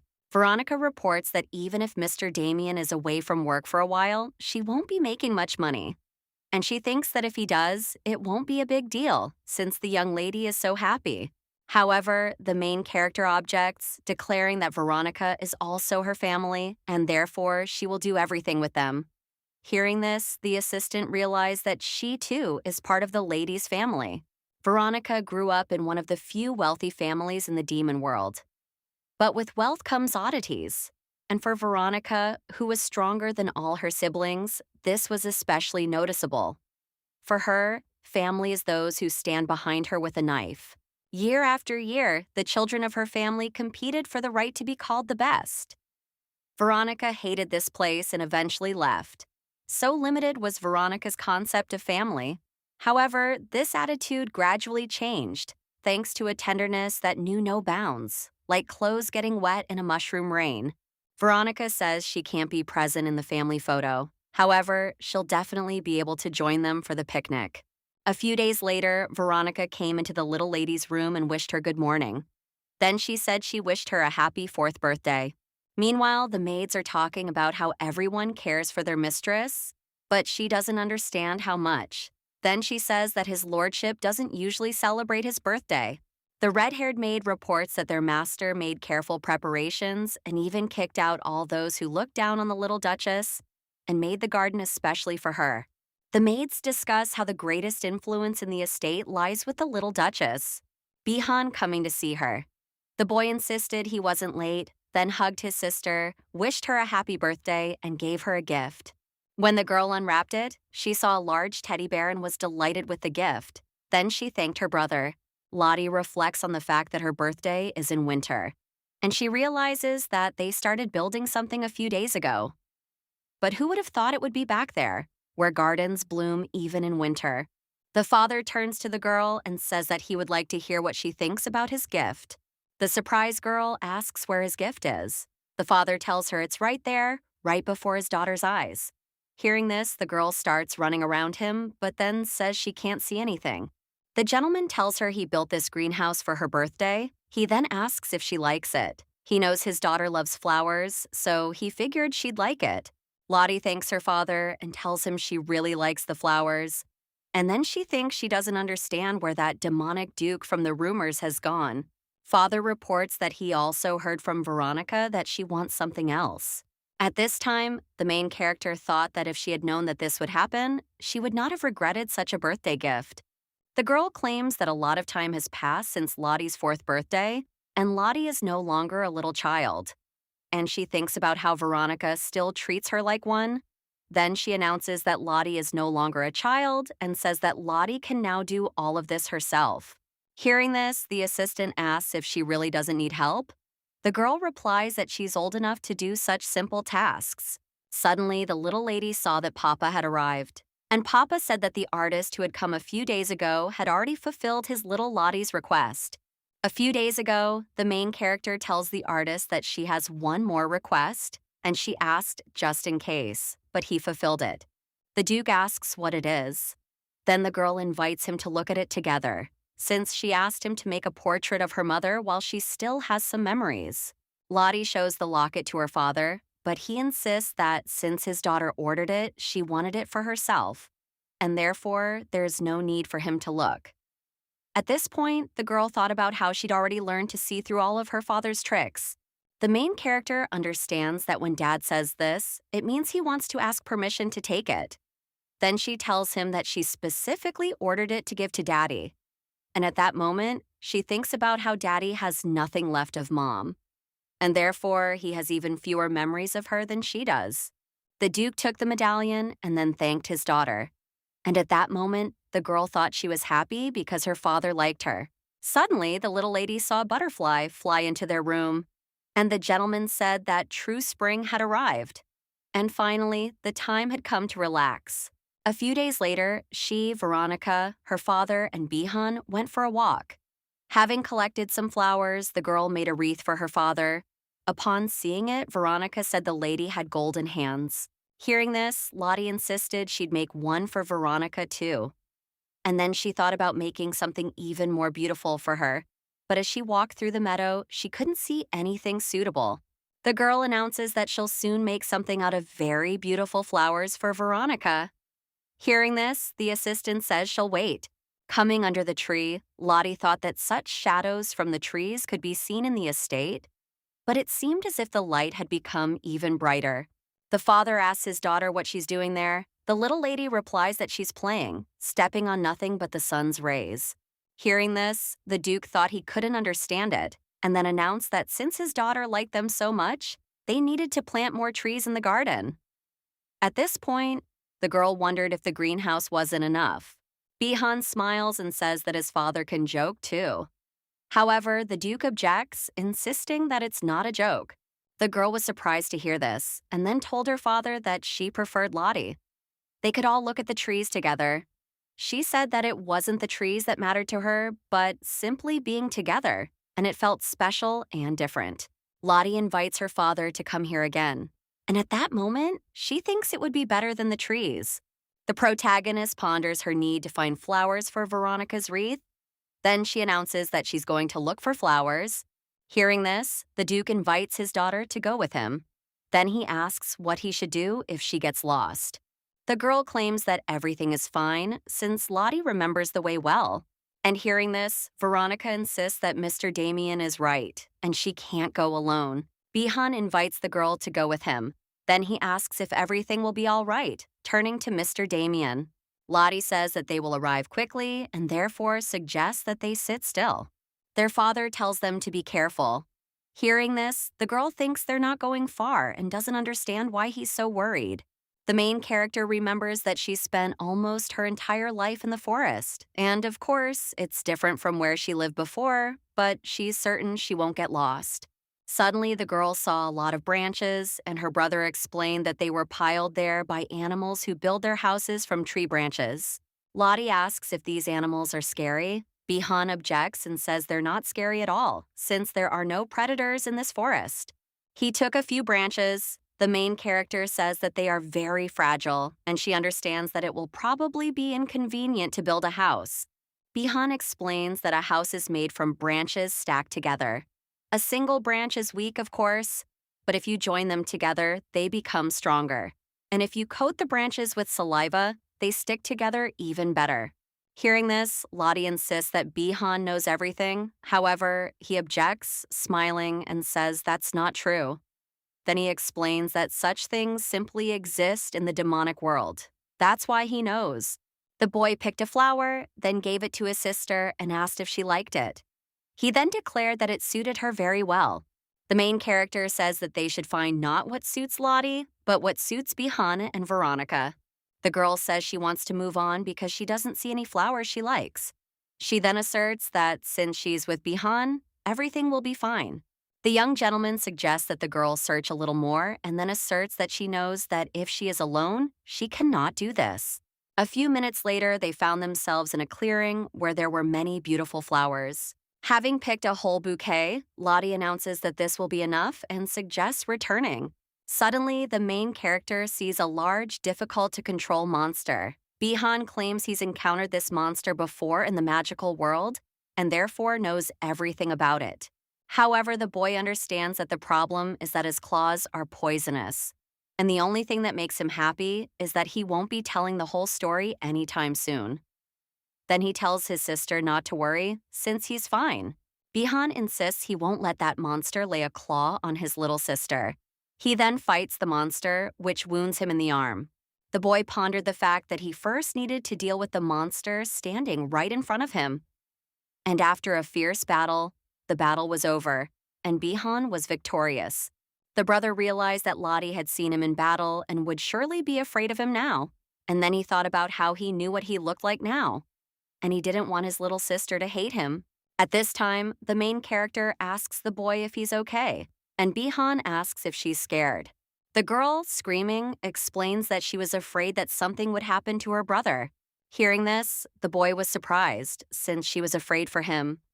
Then he said that his little sister must have been very scared, and so he suggested that she come back quickly. Lottie agrees with him and says that they need to go back and heal his arm. Suddenly, Bihan saw the danger and then offered to stand behind him. At this point, the protagonist realized that the monster was much larger than the one who had just appeared, and she realized that Bihan was wounded. When her brother began fighting the monster, Lottie thought she should help him. However, he objected and, screaming at the girl, ordered her not to come closer. At this point, the girl noticed that the monster was much larger than the one who had just appeared, and she realized she needed to help him because she couldn't just stand there and watch. She also had to think about what she could do in this situation. Bihan screams and tells Lottie to hurry back to her father. Hearing this, Lottie can't understand how she can abandon her brother, and she wonders if Bihan can hold out long enough for her to bring Daddy back. However, the main character realizes that standing there is only getting in his way. At this point, the boy thought it was a good thing that Lottie had returned to her father. However, he realizes that the problem now lies with this monster and ponders how a magical monster ended up in the Empire. Bihan realizes that a creature from the demonic world cannot penetrate their world, and it's impossible for the monster to be here. The boy reflects on how he must hold out until his father arrives, and then he fights the monster again. The young master doesn't realize how much time has passed, but it's becoming increasingly difficult for him to hold on. Suddenly, the brother saw Lottie and thought that she had not returned to her father and that she had many dry branches in her hands. The young gentleman, crying out, asks why she has returned and then claims that it is dangerous here. A little earlier, the girl had been thinking that the safest thing for her was to return to her daddy. But for Bihan, it was the most dangerous. But when she saw the branches, she remembered what her brother had told her. Lottie gathered some branches and then plowed them into the monster's mouth. Then she takes Bihan's hand and suggests that they run quickly. After running through the forest for some time, the little boy noticed that his sister was not used to such stress. Bihan realized the monster was chasing them, and they couldn't linger here. He thought it would be best to carry Lottie in his arms. A few minutes later, they found themselves at the edge of a cliff. Bihan realized that if an ordinary person fell from such a height, they would likely die. He considered the possibility that if he could shield his sister, he and she would be fine when they hit the ground. Bihan takes the girl in his arms and then tells her to hold on tight and says that she will be fine. After falling off a cliff, the main character lost consciousness. When she came to, she realized she was inside a cave. When Lottie saw her brother, she screamed and asked why he was so badly hurt. Then she realized that it was a stupid question, since he first fought with two monsters and then took the full impact of the fall on himself. Bihan replied that such wounds weren't scary to him. At that moment, he thought that it wasn't a dangerous poison and the scratch on his hand would heal in a couple of days. Hearing this, the girl asks how it can be so unthreatening. However, her brother doesn't understand how she wasn't afraid to return to him, and then insists that he told her to return to her father. Lottie claims she couldn't leave him alone because he was so badly injured. However, her older brother insists she had to leave him anyway. The girl asks if he would leave her if she were in his shoes. However, the boy insists that's different, and she says she doesn't see the difference. Bihan apologizes for raising his voice at Lottie and then explains that it was entirely his fault because he was simply very worried about her. The main character explains that it will be difficult to get out until the rain stops. Bihan says they're very lucky, as the rain will wash away their scent. She then explains that monsters that take the form of wild animals have a very acute sense of smell. Hearing this, the girl thought about how strongly she smelled. Then she apologized for dragging him here. However, her brother objected, saying it was not her fault, as no one could have known that monsters would appear in the Empire. Lottie hopes Daddy will come for them soon, because Father is different from other masters and doesn't consider his servants expendable. Well, since his daughter is in danger, he will definitely come. Bihan thought about how the problem was that the monsters wouldn't find them before him. Then he suggested, just in case, that they search for a way when the rain stopped. And then he thought about how he couldn't rely solely on Mr. Damien. The boy understands that if something unexpected happens, only he can protect his little sister. But suddenly, his head began to spin, and he thought it was bad timing. It looked like the poison had begun to spread. Lottie put her hand to his head and thought that he was very hot, as she knew it was difficult to stay in good condition with wounds like that. Bihan calms the girl down and says that everything is okay, as this is temporary and everything will be fine soon. The main character is worried that her daddy is late and she wonders when he will come looking for them. Meanwhile, Veronica reports that the black blood with silver flecks is the blood of a magical monster. Furthermore, the traces are of varying sizes. Hearing this, the Duke wondered if it might be the children's blood. Veronica insists there isn't any, but it seems too early to relax. Damien knows Bihan can't use his powers properly here yet, and he wants them both to be okay. Then he tells them they need to find them because the weather is quickly getting worse and they need to hurry. Lottie took the bow off her dress and thought about wetting the cloth with water. The more water, the better. Then she placed it on Bihan's head and thought about how he would get better with time. Suddenly, the brother turns to the girl and tells her that she can't eat it. Hearing this, the main character thought that now his creation was confused, and therefore he would probably answer all her questions. The girl asks why Bihan cares so much about Lottie, and then he wonders what will happen if it turns out he doesn't treat her like family, but is simply acting this way because she's his master's biological daughter. The boy insists it's because Lottie is cute. And at that moment, the lady thought, I've already gotten into her brain. And the boy says she's still little and wants to be protected. Hearing this, the lady thought, I'm already an adult and don't understand what this has to do with anything. The young gentleman tells her that he also loves her because she is brave, unlike him and her father, who is constantly watching her reactions. And most importantly, because she chose him as her family. Bihan explains that before he came to the Frodiums, all he thought about was how to survive, and that family was a distant, unattainable dream. Now that he has a real family, he wants to protect them with all his might. The boy hugs the lady and then asks how he cannot care about his little sister. At this time, the main character thought that Bihan's feelings were never different from his behavior. But she suspected him, and she was ashamed that Lottie thought so badly of him. The little lady reports that her brother always says everything is fine.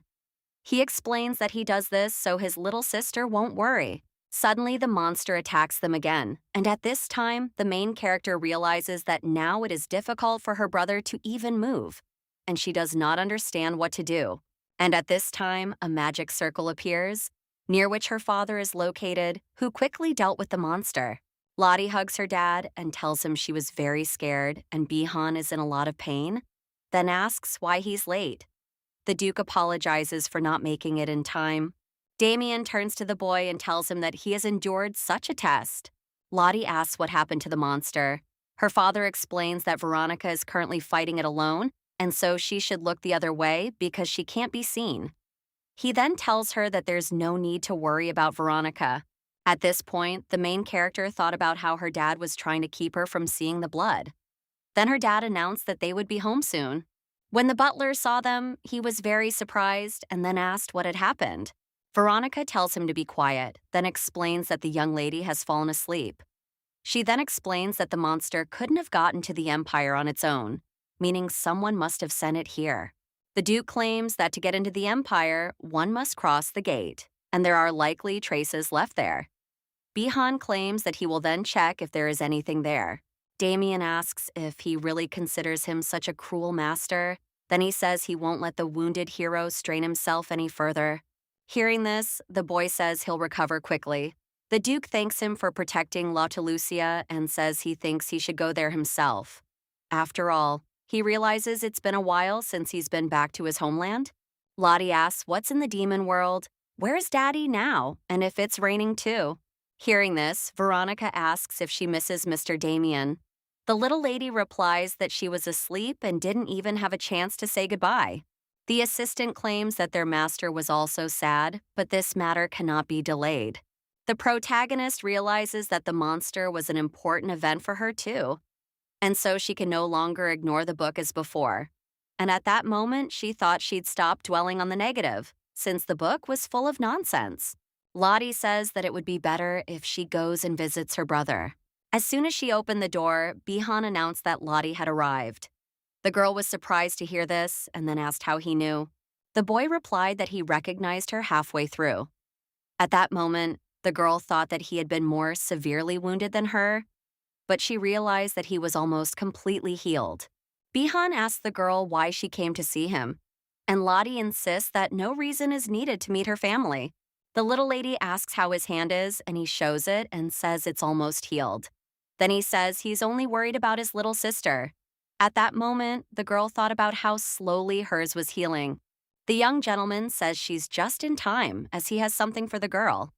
He then explains that he prepared it while he was back home, but can only give it to her now. Bihan puts the girl's bracelet on her hand, and at that time she noticed that her brother has a very beautiful earring and tells him about it. The boy explains that he got it while making the bracelet. The girl smiles and then says that his bracelet looks like a bribe, which she finds very suspicious. The little lady wonders why he is giving this to her now. Bihan reveals that he has a bit of magic imbued in him. He explains that if Lottie wants to tell him where she is, the bracelet will help. And the girl thought that it would be dangerous for her to play hide and seek with this bracelet. The young gentleman says he can't find out where she is in everyday life. And then she thinks about the other magic he hasn't told his sister about. And he thinks it would be nice if she didn't have to use it. He also hopes this bracelet won't break. At this time, the homeland of the Frodiums, a man asks the owner if he has returned. The Duke asks if they know how many days in a row they went to meet him, knowing it's been several days since they returned. The blonde boy says that if it's too much for him, he can come home more often. He hasn't been here in a long time. He's always busy. The girl insists that they can't follow him to the Empire. The Duke asks if they don't like it when their master is away for long periods of time. However, the girl insists that's how it is in other families. The guy approaches the owner and asks if he asked him to find out something and says that when they get up, he will report to him. Damien doesn't understand what it means that there are no traces of the gate being used. There are no records of anyone using it during this time. The Duke says there's one way for demons to get in there without using enemies. However, the boy insists that this method isn't suitable for monsters, and the gentleman insists that the problem is that the impossible has happened. At that moment, Damien thought about how his daughter had suffered because of this. And even if no one in his family had been harmed, he was responsible for the gate and therefore couldn't leave things as they were. Suddenly, the gentleman noticed that there was a lot of noise outside. The boy announced that he would go and find out what was going on. The man claims he came to see Damien, and the girl assures him that entry is impossible without the owner's permission. Hearing this, he thought about how well Damien had trained his children. A blonde man asks a lady if she would stand in his way, even without knowing who he is. He then informs her that such loyalty is only to her master's advantage. The stranger claims that he is not so magnanimous as to let anyone stand in his way, and then uses his magic. At this time, the master comes out and asks him if he can finish threatening his servants. Otter, surprised, asserts that since Damien had returned to the demon world, he was obligated to report it to him. Hearing this, the Duke replies that he owes him nothing, but this time he wanted to call him, and it occurred to him that he needed to ask him something. Duke of the Demon World. Otter Auditus is the eyes and ears of the demon world, and no matter what happens in the demon world, Otter is the first to know about it. And therefore, he already knows about what happened. Damien reports that a monster has appeared in the capital. He then asks if he knows how this could have happened. Otter asks the gentleman why he came to the demon world. Then he says that, unfortunately, he knows nothing. Hearing this, the Duke claims that he has not changed at all and is just as stubborn. The man with long hair asks why he's doing this, since he's just trying to vent his anger on him. Then he suggests they understand him, since he truly doesn't know how this happened. After all, those who sent the monster into the Empire are also at a loss. Meanwhile, Damien ponders the fact that the monster penetrated the barrier and the gate, and therefore he doesn't know how it got through. However, he can guess who the beast's owner was. The Frodium family rarely receives a warm welcome in the demon world. Otter helped him in the beginning, but that was all, since he was unable to become a reliable rearguard for Damien. Damien Frodium, an irregular, who would have been at the very bottom, and who also had a human surname, and who was able to seize the reins of power in the magical world. He even took the highest power of the gate into his own hands. There were those who disliked the Frodium family's seizure of power, so they decided to strip him of it. They wanted to find a way to penetrate the Empire without crossing the gates, so they could quickly settle accounts with Frodium. After all, the gates were the most important part of Damien's domain. The mages first took the monster as a test subject and then began experimenting. They tried various ways to send the monsters into the Empire. However, the barrier turned out to be a difficult obstacle, and all their attempts were in vain. All but one.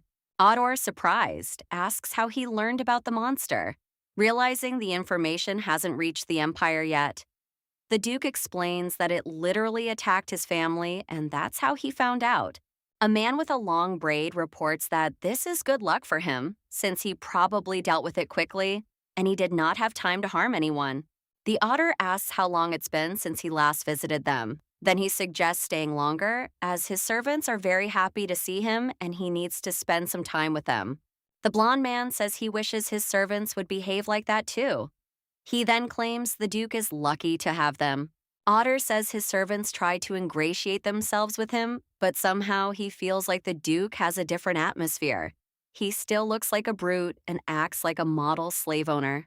Damien announces that he will be back before sunset, as he had no original plan to stay here for long. Then he leaves and announces that they are waiting for him. Otter says that his servants are always waiting for him here and therefore asks where he is going to return to. The Duke says that he is not talking about the servants now and reports that his daughter is waiting for him at home. Otter was surprised to hear this, then said that the demon world would soon collapse. There were signs that the barrier was disappearing. The Duke claimed that this was precisely why he was returning immediately. Damien says that, judging by his reaction, the talk about his daughter did not reach his ears. Otter explains that he knows nothing about what's going on in the Empire, and he's not even interested. But what happened this time began in the demon world. That's why he knows. They were finally able to send the monsters to the Empire, and that's why he knows. The man with the long braids says someone else took a very good girl from him. And the Duke thanks him for this because, thanks to him, he now has an excellent subordinate. The author asks if Veronica would like to return to the Auditus. She asserts that, of course, no one cares about those who were before or those who are now. Damien insists he said he'd already chosen a successor. The man insists there's one, but he could have died. He says he's not interested in weaklings. There's so much information in the world he needs to know, and if something doesn't help him, it's best to just forget about it. The Duke says he won't want to send Veronica to him. The man overheard this. He claims he's a scoundrel and Veronica is quite the specimen, so he suggests she work for Damien. And he'll make her his successor anyway if there are no candidates. Otter says Veronica can't continue the Frodium family line, and therefore she can be his subordinate. Besides, he now has a daughter, and let her be the successor. Damien objects and says that he will raise this girl as a human, and therefore does not intend to bring her here. Hearing this, the demon asks if this means his daughter is half human and her mother is a witch. However, the Duke objects and says she is not a witch, a woman who lives beyond eternity with a heart of ice. And stories about her are endless in human legends and have even reached the demon world. All the stories were unrelated and she has many names. Some called this woman full of hatred. The winter villain, the damned villain, they called her that too. And it's unknown how much of this is true, and perhaps among all the stories there was no truth. Damien reflects on the fact that her most famous nickname is the Eternal Mistress of Ice. At this time, Lottie, lying in her bed, thought that she really wanted to swim. The girl goes to the kitchen, and at this time she thinks that she woke up in the middle of the night and does not understand why, because she had a very interesting dream. Suddenly, Lottie heard, "Who there?" and she thought about how everyone in the castle usually slept at night. And she realized it wasn't Veronica, and they had no one to work at night. The lady thought that it might be an evil and terrible thief who wanted to steal Frodium's wealth. And she considered the fact that she couldn't just let him go. Suddenly, the girl saw a man's shadow. At that moment, she realized she was trapped and didn't know what to do, run or scream. And she didn't understand why he was walking toward her. When the man came closer, Lottie saw that it was her dad, and he said he thought she no longer walked at night. Hearing this, the lady was surprised because she did not understand what he was talking about, and then asked why she should walk at night since Lottie walked during the day. Her father insists that she is right because she should go for a walk during the day, and then asks why she is wandering around the castle at such an hour. The little lady explains that she felt like singing, so she had to get up. Then she asks why he didn't tell her he was back. She claims that's unfair, since he never tells her anything. Lottie reports that Veronica said that when Daddy goes to the demon world, he stays there for a long time. Then she claims that he wasn't there for long. The little girl assumes that suddenly it is not Daddy, but an evil and scary thief who looks like Daddy and asks about it. The father explains that it is now late, and so he planned to say hello in the morning. The main character invites him to tell her what it's like in the demon world and asks if it's fun there. Then she tells him that Lottie spent the entire day wandering around the castle, looking at the rooms, having lunch, and eating delicious food. And the gentleman says it looks like she's having a good time without her daddy. He says a day wouldn't be enough to hear everything. He suggests they go back to bed and says he'll lead her to her room. The girl says that when they arrive, Lottie will take Daddy there because it is far from Lottie's room to Daddy's room, and therefore he will be afraid to go alone. Damien is told there's no point in him seeing her off. The girl says she'll see her daddy off next time. Her father insists that to grow up big and beautiful, you need to sleep a lot, and so he'll walk to his room on his own. When the main character looked into the dark corridor, she suddenly felt afraid and grabbed her father's leg. He asks if his daughter is scared. However, the girl objects, saying that Lottie isn't afraid of anything. She's simply surprised. At this time, the gentleman thought that his daughter was afraid of the thunderstorm, and he said that she could sleep in his room today. And upon hearing this, the girl doesn't understand whether it's appropriate to sleep in her daddy's room at such a young age, since she thinks she's already a grown woman. And she ponders the possibility that he probably suggested it because the thunder scared her. And then the main character pretends she's fine and says she can sleep alone. Meanwhile, she's thinking that maybe Lottie needs her daddy, and that's why he said that. Lottie said the thunder had really scared her. And at that moment, the gentleman thought it wasn't just empty words, because thunder and lightning never let her forget how something terrible had almost happened to her. The Duke turns to his daughter and asks if she still wants to leave her father alone. The girl asks why he has such a miserable expression. Arriving in Mr. Lottie's room, she says that Daddy has a big, soft bed. He asks if his daughter's bed is small. She replies that Daddy is bigger than Lottie, and so his bed is big too.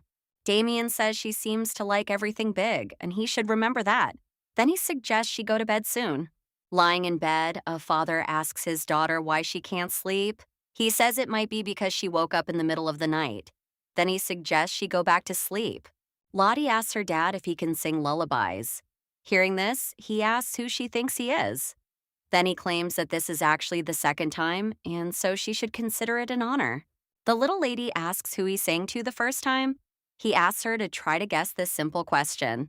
The main character realizes this lullaby was different from the others, that Veronica sang it from the very first line, and she's heard it before.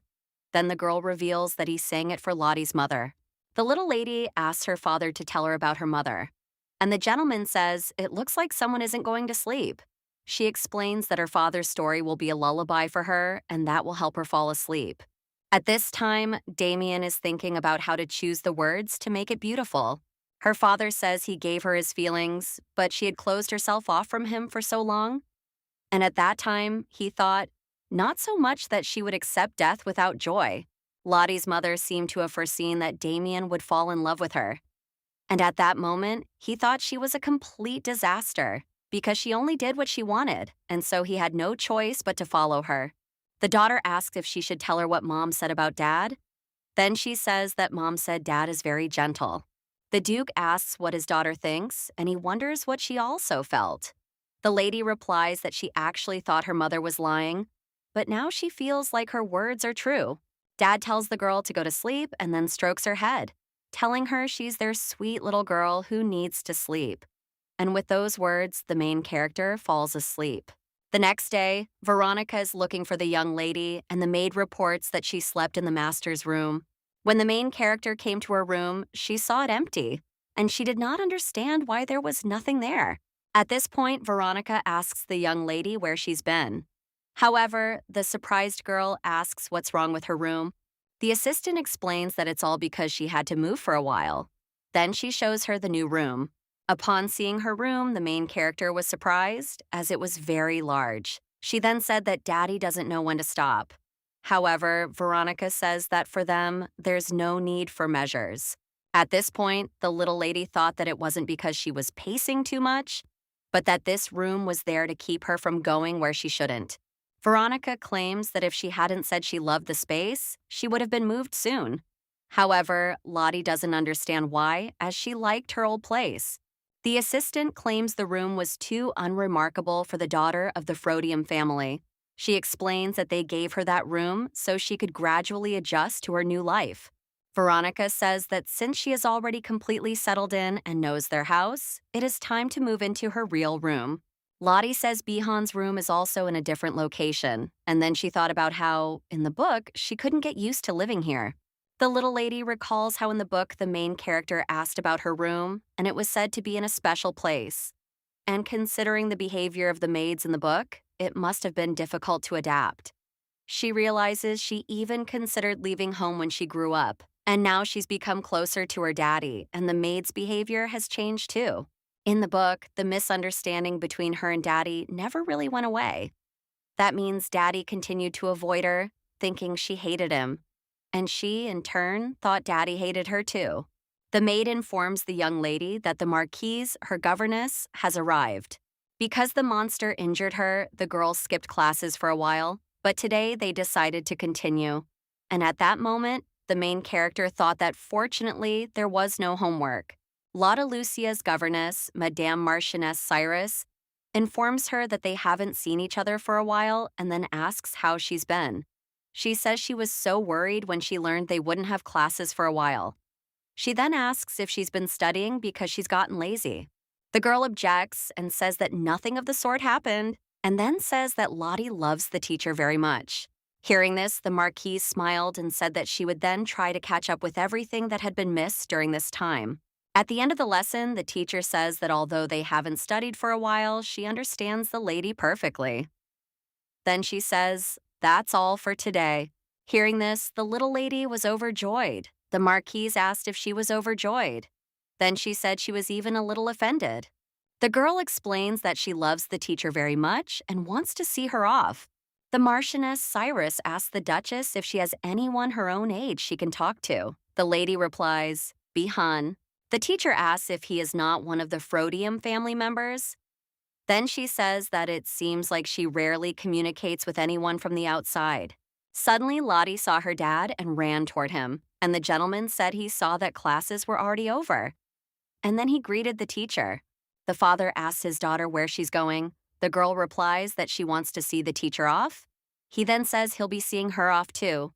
The marquise, hearing this, says she's honored and then thanks the gentleman. At this time, the main character thought that it seemed like they were closer than she thought, and she wondered what they were talking about. Damien asks the marquise how the lesson went. She replies that the lady is doing well, then explains that she was so worried after his words. After all, when she looks at the young lady, she often thinks of her son, who is waiting for her at home. And she doesn't understand why children are so happy when lessons are over. The Marchioness turns to His Highness and says that she wants to invite the young lady to the Cyrus house. A few days later, the young lady thanks the Marquise for the invitation. And at that moment, she thought about how she was doing everything as she had been trained, and therefore considered herself a good girl. Seeing this, the Duke thought that Lottie's teacher would be stricter. The Marchioness greeted the gentleman and then said she was very glad he had accepted her invitation. She also said that when her son saw the gentleman, he would be very surprised. Hearing this, Bihan asked the teacher if she said anything to the Marquise. The lady explains that they are rarely here, and in order to see him, she deliberately said nothing to surprise him. At this point, Lotta Lucia thought that it was very beautiful here because the teacher took such good care of this house. After all, everything here was so refined and beautiful. The girl recalls hearing somewhere about the Marquis Cyrus family. Then she tells her father that she hasn't seen everything yet. The Duke explains that she doesn't need to know the noble's family tree, since they are beneath her in status anyway. And at that moment, the girl thought about why she doesn't know anyone from noble families. Lottie asks Bihan if he knows anything about the Cyrus family. He replies that they have the largest parental army in the empire, and everyone knows it. The boy says that everyone in the Cyrus family has some kind of secret ability, and there are even rumors about it.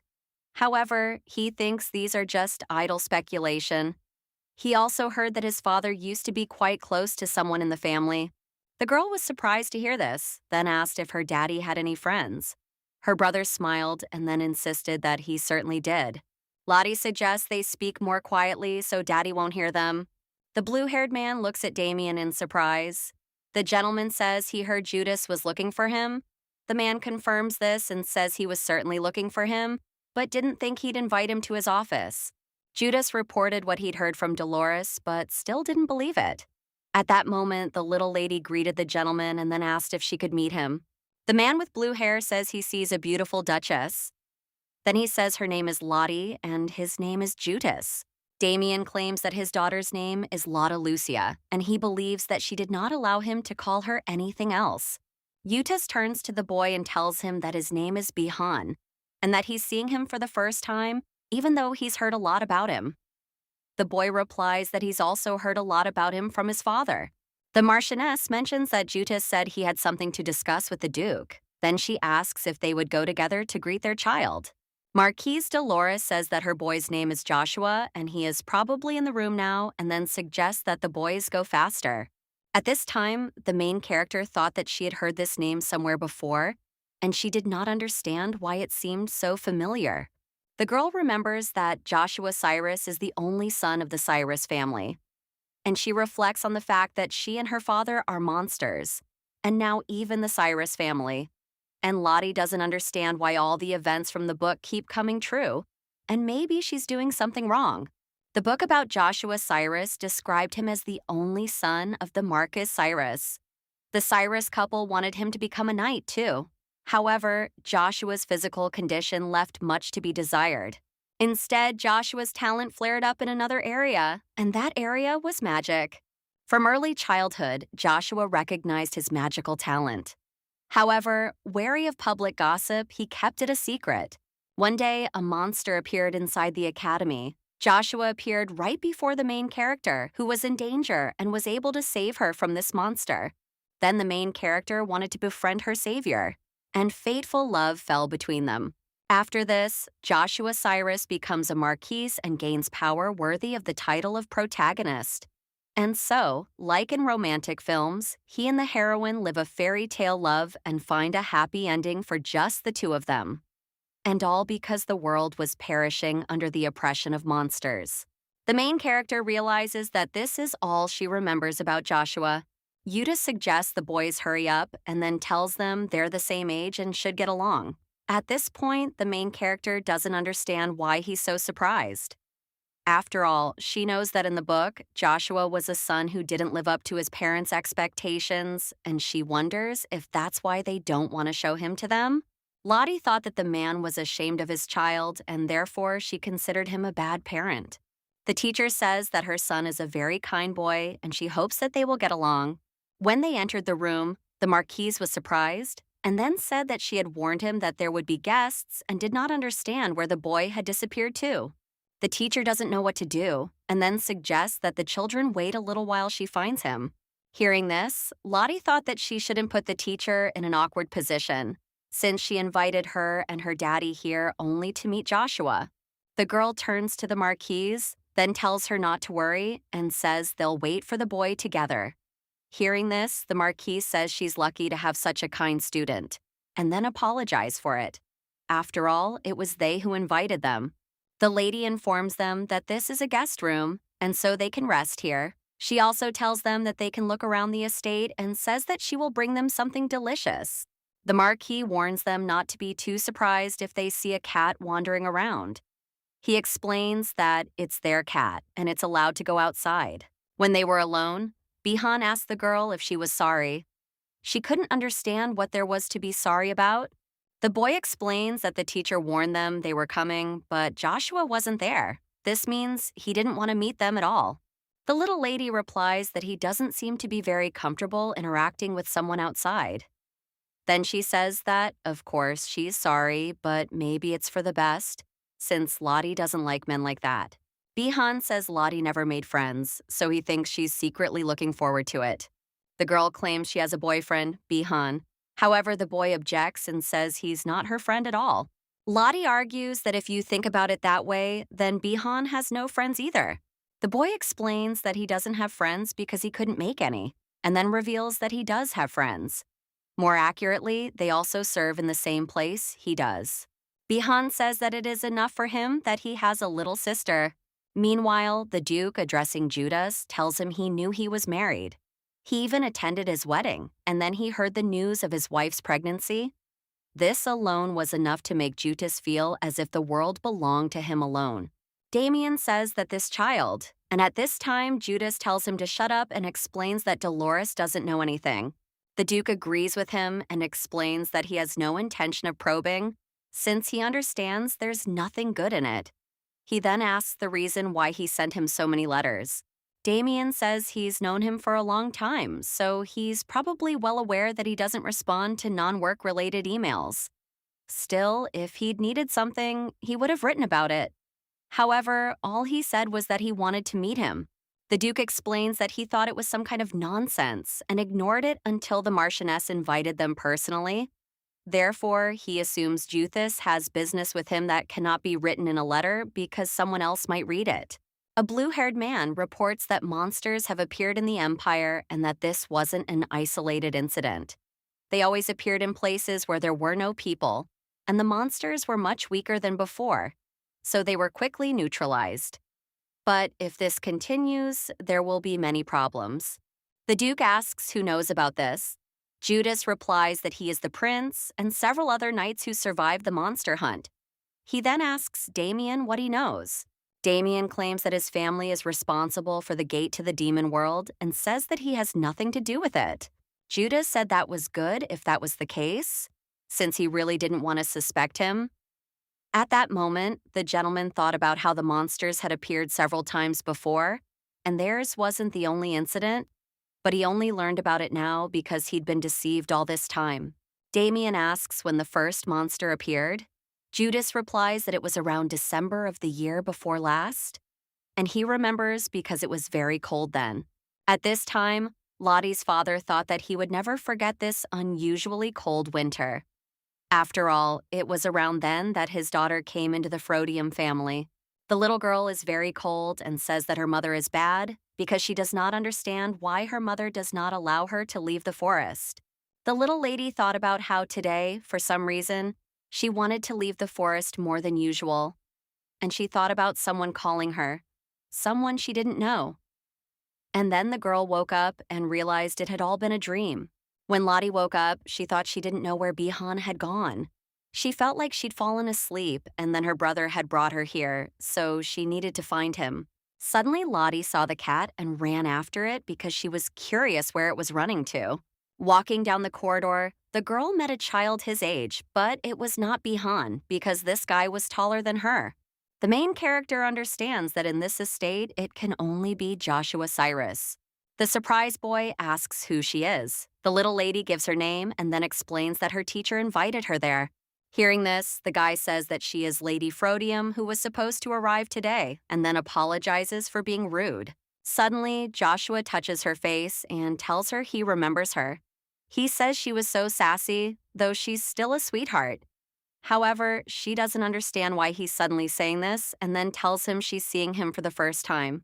The boy says they haven't met here before, although he's glad to see her again. Then he says she's nothing like Arcelia. Hearing this, Lottie does not understand how he knows her mother's name and asks about it. The main character remembers that her mother never left the forest while she was caring for her. She understands that she was cursed and the forest prevented them from leaving.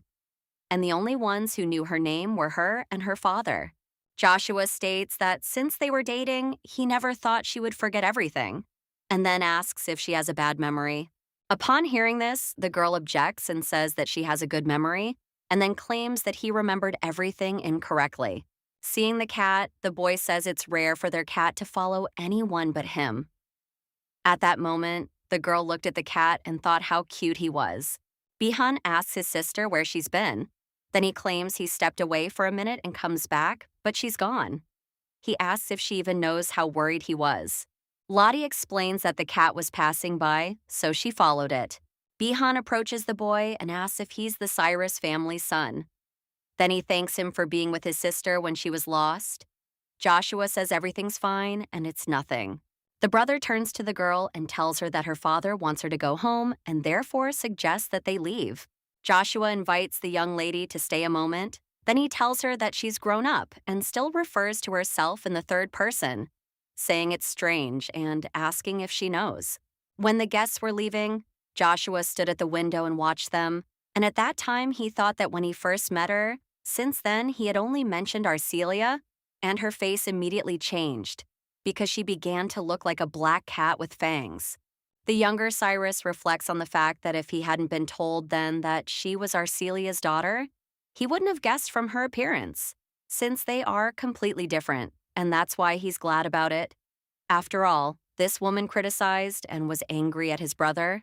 Joshua reflects on how she didn't tell him who her father was back then, and turned out to be the daughter of a monster duke, and she didn't seem like the simpleton the gossip had suggested. Euthus tells his son that he heard that he met with Lady Frodium. Joshua tells him not to worry since nothing has happened. However, his father insists that he's worried about him always hiding everything from them. Then he asks if he's forgotten his promise. The boy turns to his father and claims he doesn't trust him very much. Then he tells him not to worry, as he can rely on him. He also says that Dolores won't find out, and he guarantees that. The boy claims that he will be the best son for both of them. At this point, the little lady looked at Veronica and thought that she wished she were as strong as she was. And if the monsters attacked again, she would be able to stand up for herself. Lottie turns to Veronica and says she's amazing, and she wishes she could do that too. The assistant replies that the lady is still too young. The little lady insisted that if she did nothing all day, she would remain young. And then she saw the teacher arrive and tell her she had to go. The girl asks the teacher if she's arrived and then says that Lottie came out to meet her. She then tells her that she misses her. However, as it turned out, the teacher had arrived with her son. The boy greeted the girl and said he was glad to see her again. The marquise explains that her son wanted to learn more about her, which is why she brought him with her. She tells the girl not to worry as the Duke has given her permission. At this point, Lottie thought about having a friend to study with. She knew her dad would love the idea, but she didn't understand why. The boy turns to the girl and wishes her good luck, and the girl knows the teacher is watching them, and she thinks the day will be exhausting. The teacher announced that they would be using new books today. Seeing the books, the girl thought there were too many of them. The young gentleman turns to Lady Lotaluzia and asks if she's involved in such serious books. He then says he's very worried, as it might be too much for the young lady. Hearing this, the main character objects and turns to the teacher, saying that she can learn everything and asks if she has any more. At this point, the Marquise smiled and said she was glad the young lady was interested in science. And then she thought about how their children would become great friends.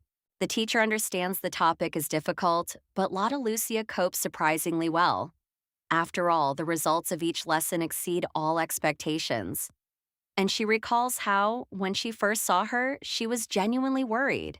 The Duke approaches the Marchioness and informs her that he wants her to teach his daughter basic etiquette. He says that her experience in mentoring is far greater than that of other ladies, and therefore he considers her an excellent candidate.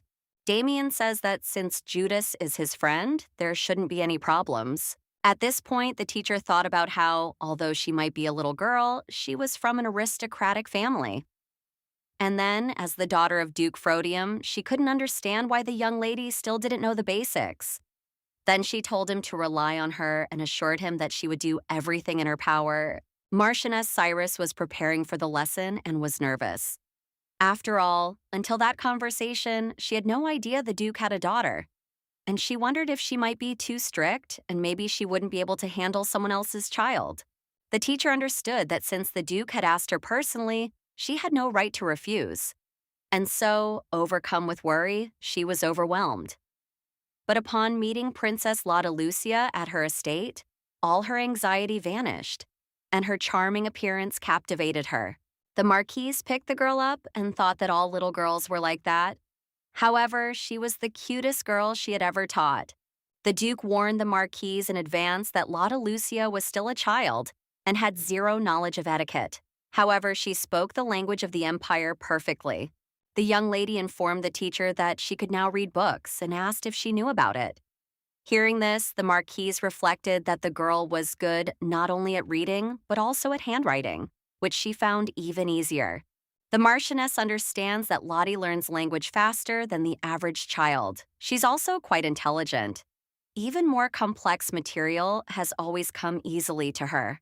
The little lady reported that she couldn't do it and didn't understand at all. And at that moment, the Marquise thought that this wasn't surprising, since this was the problem the students at the academy were solving. And then she became thoughtful because Lady Lotta Lucia looked so much like his Joshua. The Marquise understands that Joshua doesn't show it to her or her husband, but his learning ability is slightly higher than that of other children. This may be because he doesn't get along with his peers. Therefore, the governess wanted Joshua to find company in a girl who was as smart as he was. Lottie turns to the teacher and tells her she's finished. She says the girl is doing well and suggests they look at their new book. When Bihan saw Joshua, he said it was the first time they'd seen each other since their meeting with the Marquise. Then he said he'd grown bored with the book, and that's why he'd gone out for some fresh air. At this point, Joshua looked at the boy and thought he looked special. Then he said he was smart and asked if he had time now. Bihan says he had no plans and then asks what he wanted to talk about. Joshua says he doesn't know and just saw him and thought they would get along and asks if he wouldn't mind spending some time with him. Meanwhile, the protagonist has solved the problem. The teacher informs her that she did everything correctly and has exceeded all her expectations today. Then she asks if she'd like a break. Lottie says she's got a headache from all the work. Then she suggests taking a break and airing out the room. When the girl looked out the window, she saw boys pointing swords at each other, and she didn't understand why they were doing this. The protagonist realizes that if she looks closely, this is no child's play. She saw Veronica fight the knight and is therefore certain that this is a genuine knightly duel. When the teacher saw that the boys were fighting, she said that they needed to. However, the young lady interrupted her and said that she didn't think it was a fight and that everything would be fine. The Marquise reports that Joshua has absolutely no talent for fencing. Then she claims he'll be seriously wounded. After all, she understands that Bihan is quite good. The protagonist reflects on the fact that her brother began training after he encountered the demonic beast. And she realizes that the book described Joshua as a weak child, and that's probably why the teacher thinks the same. However, the girl doesn't understand how he will be able to respond to Bihan in a duel. The teacher turns to the girl and tells her that she needs to erase the board and then they'll come down. At that moment, the girl thinks about them coming down and stopping them. However, she objects, believing they need to be stopped right now. The girl climbs out the window and screams at the boys to stop. She says the teacher is worried, so they should put down their swords. Joshua looked at the girl and thought she was about to fall out the window. Then he suggested she be careful. The little lady says that if they remove the swords, she will move away from the window. Suddenly, the main character falls out of the window. Just then, Joshua runs up and grabs her. Bihan turns to Lottie and asks why she climbed onto the frame. He then claims it's so dangerous. The girl explains that she didn't expect it to be so difficult to hold on.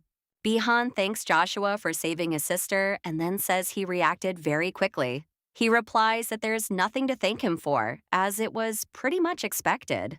The little girl said she wanted to talk to Joshua for a moment. She then thanked him for saving her and said she'd seen the two of them practicing swordsmanship and wasn't just asking because his family led a knightly army. As he himself was gifted with a sword, she added that he had caught her interest. The protagonist reflects on how Joshua from the story behaved similarly with her. But he wasn't so rude in conversation. And being weak, he couldn't even wield a sword. And now he's engaged in battle in full view of everyone and without magic. Joshua is the book's protagonist and the heroine's lover. He's practically the complete opposite of what she sees now, and it's possible that everything that happened recently was a simple coincidence and completely unrelated to the book's story. The young gentleman says it's because of her. Dolores will now suspect him. Hearing this, the girl doesn't understand how she's guilty and asks about it. Lottie wonders why he suddenly started fighting with Bihan and claims that they didn't get along. Joshua counters and says he just needed to know something about this brat. And the lady counters, saying he's not a brat and his name is Bihan. I heard this little gentleman say that he has magic. At this time, the main character thought that the bracelet was covered with magic, and she heard that Bihan made it in the demon world. Joshua reports that magic doesn't work in this estate. He doesn't understand why he seems so carefree in a place where he can't use his powers. Lottie asks what's wrong, and the boy says she wouldn't understand because she doesn't have magic. Then he explains that usually when mages enter a place where they can perform magic, it feels like they're tied hand and foot. Hearing this, the main character asks how he knows this, since he doesn't know how to use magic. Hearing this, Joshua smiles and says that he's not talking about himself. However, the girl insists he can do it and says no one in his family knows. The young gentleman smiles again and tells her she's discovered him. He then explains that he hides his abilities from others to avoid problems. Joshua looked at the girl and asked if everything was okay, and she assured him that everything was fine. And at that moment, the girl thought that she had only just begun to think that everything was getting better. The father turns to the girl and tells her that she's been in a bad mood lately. Hearing this, the girl thinks something's wrong. Damien invites the lady to confide in him if something's bothering her. He overheard the girl thinking that if she told him, she didn't know if he'd believe her. After all, some book had said she'd die at 11. The protagonist reflects on the fact that she tried not to believe it or to change it, but still, all the events of her life echo the plot of this story. After all, she doesn't want to die and doesn't understand what to do. The Duke insists that if she doesn't want to talk, he won't insist. Then he tells her to always know he'll be there. Father tells the little lady that he doesn't allow her to go wherever she pleases. And at that moment, she thought about how he couldn't just leave for the demon world without saying a word, like last time. Hearing this, the gentleman laughed and said that he was being controlled by his own daughter. The girl asks where he's going today, and she realizes she's never seen him in that suit before. Her father replies that he's going to the safest place, the Imperial Palace. At this point, Damien thought that he'd thought so until now, but after the demons appeared in the capital, Even the imperial palace could no longer guarantee 100% safety. Therefore, taking a child with him would be too reckless. The butler reports that Duke Frodium and his daughter have arrived at the imperial palace. Lottie turns to her daddy and tells him this place is bigger than their estate. Hearing this, her father says that if she wants, they can build their house bigger. The girl replies that her legs will get tired from running around such a big house. Her father says he will carry her in his arms. Suddenly, a man approaches them and tells them they haven't seen each other for a long time. He then asks if the Duke has any business at the palace. Damien explains that he's here to visit His Highness, and he's summoned him. The man asks if the girl is his daughter and then says that he is honored to meet the young lady. The main character thought that this man was her father's friend, although it seemed he had no friends, and then she greeted him.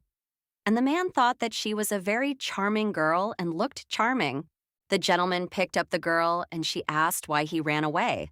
The father explained that they needed to meet His Highness. At that moment, he thought that his daughter was very tired and that perhaps he shouldn't have brought her along. Joshua doesn't understand why the imperial palace is so noisy, as he begins to feel like he's in a bazaar. His father asks him why he came to a place where he feels uncomfortable. The boy explains that he plans to take over as head of the family as its heir. He closes his eyes and already sees this picture. Hearing this, Judas thought he couldn't understand why Joshua had changed so much. Then he remembered that, not long ago, Dolores had caught this stubborn and annoying child practicing with a sword. He'd suddenly decided to practice his fencing. Judas doesn't understand what has forced his son to change. After all, he's even begun to take an interest in Princess Frodium. And a few days ago, he clearly expressed what was on his mind. But, of course, only to him. After all, he said he wanted to prepare for the title of heir and followed him to the imperial palace. Mr. Cyrus reflects on the fact that his wife Dolores approved of the idea, but seemed a little displeased. Joshua explains that his mother approved of the trip and therefore suggests that his father listen to his opinion too. Jutos asks the master what's going on here today. He replies that Duke Frodium and his daughter have arrived today. Hearing this, the boy was surprised. Then he asked his father if he had also come to see His Highness. Then he suggested that he hurry. Hearing this, the father thought that his son had something in mind and he was interested in it. The servant announces that His Majesty is receiving guests and therefore suggests that the master wait a moment. He then explains that his son is forbidden to enter the audience hall. Joshua tells his father not to worry and explains that he'll wait outside. And then he realizes he had no intention of going inside, since he's the only one who wants to meet Lotta Lucia. And the boy remembers how he really wanted to go to Frodium again with Dolores. But for some reason, she didn't like the idea. And then she looked at him as if she didn't remember who he was at all. Joshua wonders if Lottie was also prevented from entering with the Duke, but he doesn't see her anywhere. He feels sorry, but he can't help it. After all, he's never had anything to regret before. At this point, Damien greeted the ruler of the empire. His Majesty said that he looked at him and saw no resemblance to the previous Duke, Frodium. Hearing this, the Duke reflected on how the last time they saw each other was when he was still a prince. And since ascending the throne, he'd practically stopped communicating with him. After all, it's true what they say. It's easier to climb the career ladder with your eyes closed. Damien reflects on how, if it weren't for that promise of his loyalty to the Emperor, he wouldn't have been able to cope without it. The Emperor turns to the Duke and says he heard he brought his daughter with him. Then he claims he doesn't see her. Damien replies that even mere rumors reach his ears. His Majesty says that he knows everything, and he also knows how much he loves her. The Duke says he didn't expect such attention from him. And the Emperor replies that he certainly gives attention to all his subjects, because rumor is the swiftest disaster in the world. The Emperor says the Duke of the Frodium family who cannot inherit the throne belongs to a demonic family, and among them there is only one human. Fortunately, the girl will become the young Duchess, since she comes from the human world. His Majesty claims that people are the only ones the Empire can believe in. The Duke replies that he's quite patient with humans, but in the demon world, he won't be disparaged for coddling humans. He then asks how humans themselves behave when they know of his origins. He wonders if he's not a loyal subject of the imperial family. Damien asks the emperor what's plaguing him. He then claims he's the only demon ever presented to humanity. The duke asks His Highness why he wanted to meet him. The emperor replies that it's because of demonic creatures. He then explains that, as far as he knows, anything concerning the demonic world is none of his concern. Damien reports that demonic monsters are prowling around his home, but the gates of Frodium have remained untouched. Hearing this, the emperor claims something is wrong with the barrier separating their worlds, and that it has nothing to do with his daughter's appearance. Meanwhile, Joshua, standing by the door, thought that the girl must be somewhere nearby. And when he saw the Duke, he thought that his daughter must be nearby too. Mr. Cyrus, seeing Damien, asks how he is doing. The Duke replied that it had been a while since his visit to his estate. At that moment, Judas thought about his cold response. Damien asks where Lotta Lucia is. Judas, surprised, asks why he's asking them about this. Then he asks if they weren't together. The Duke replies that only one person at a time can enter the Emperor's presence, and therefore he could not take the child with him. He had to leave her and go himself. The knight reports that the girl got bored of waiting and went to explore the palace. Meanwhile, the main character says it's more fun to explore the palace she's visiting for the first time alone, and it will be a miracle if she can find her way back. And then she thinks that if she goes straight ahead, she might find a familiar path. Suddenly, Lottie saw a large tree and thought that all her worries had vanished. Then she remembered that the book didn't say she was walking like this, and she thought that everything she did should be described there too.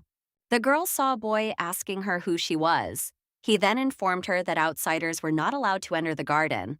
Lottie asks who he is and wonders if he is the garden manager. Hearing this, the blonde guy smiled and then said she could call him that.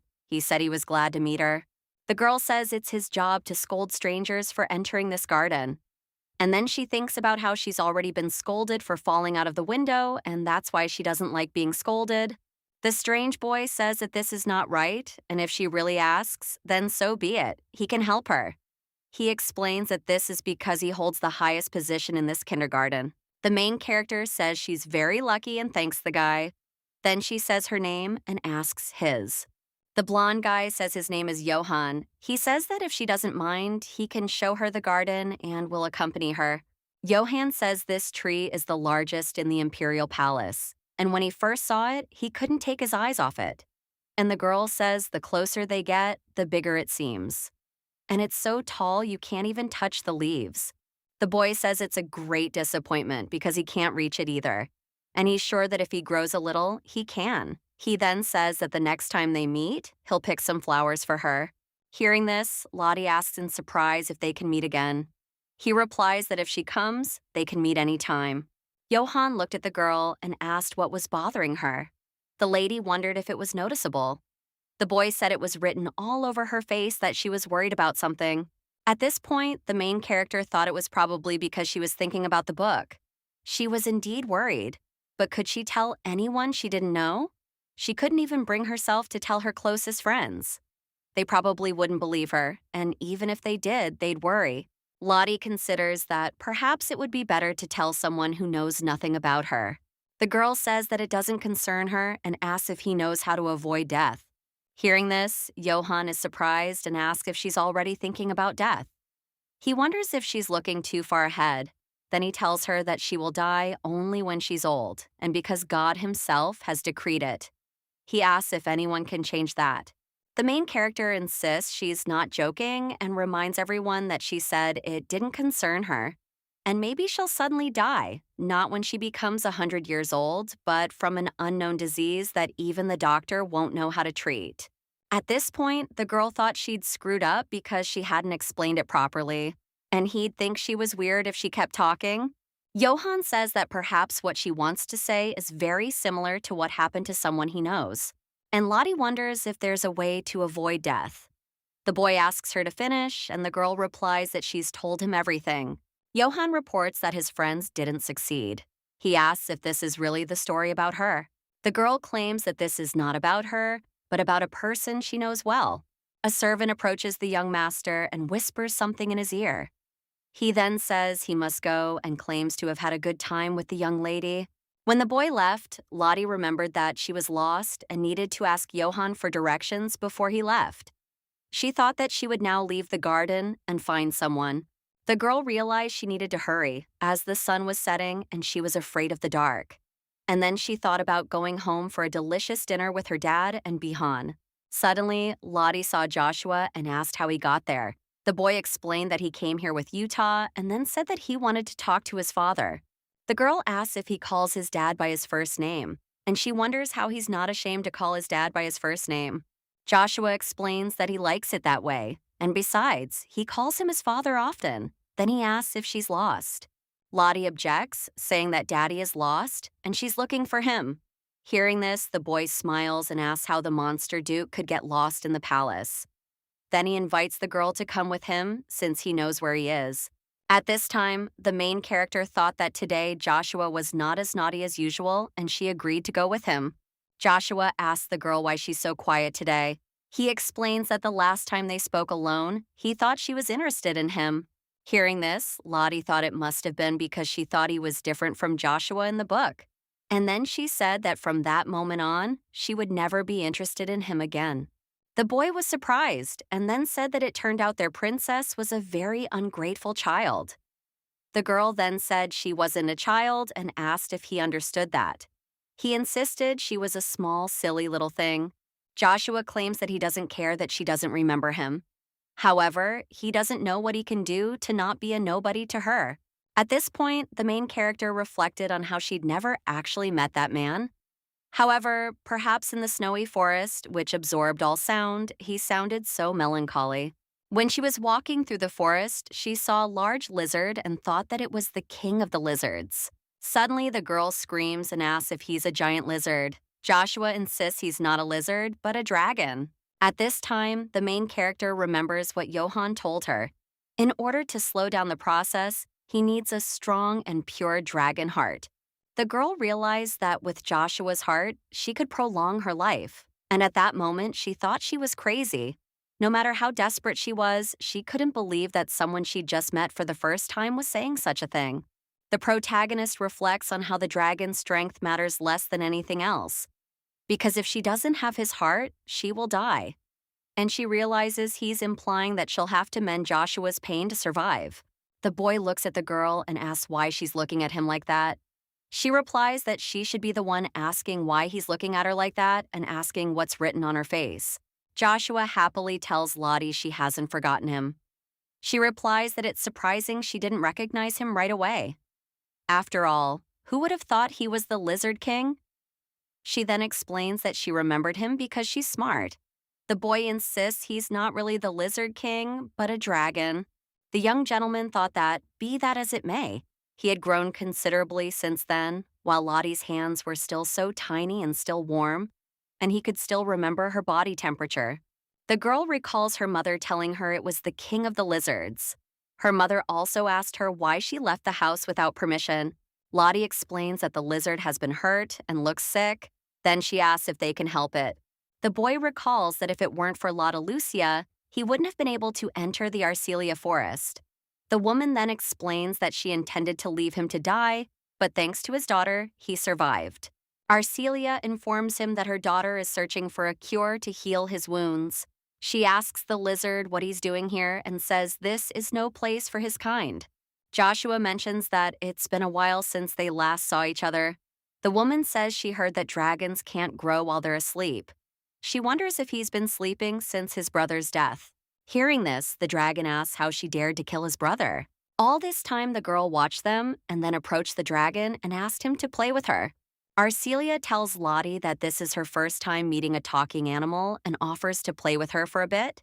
Then she claims that he keeps falling asleep, and therefore there's no difference between them. Lottie suggests the dragon to pout, and he asks what she wants to see. At this time, the dragon thought that in the winter forest the girl had never seen anything like spring butterflies. And then he releases them. Lottie looks at the butterfly with admiration, and the dragon warns her not to climb too high because it is dangerous, and he informs her that his back is slippery. The boy recalls how Arcelia allowed him into the forest, but he no longer bothered her.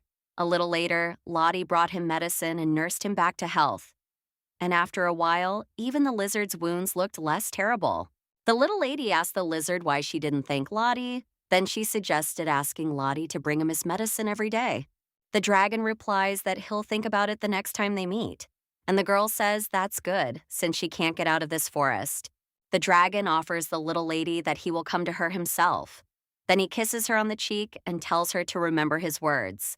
He also informs her that if she leaves the forest before he arrives, she should seek him out under the name Cyrus.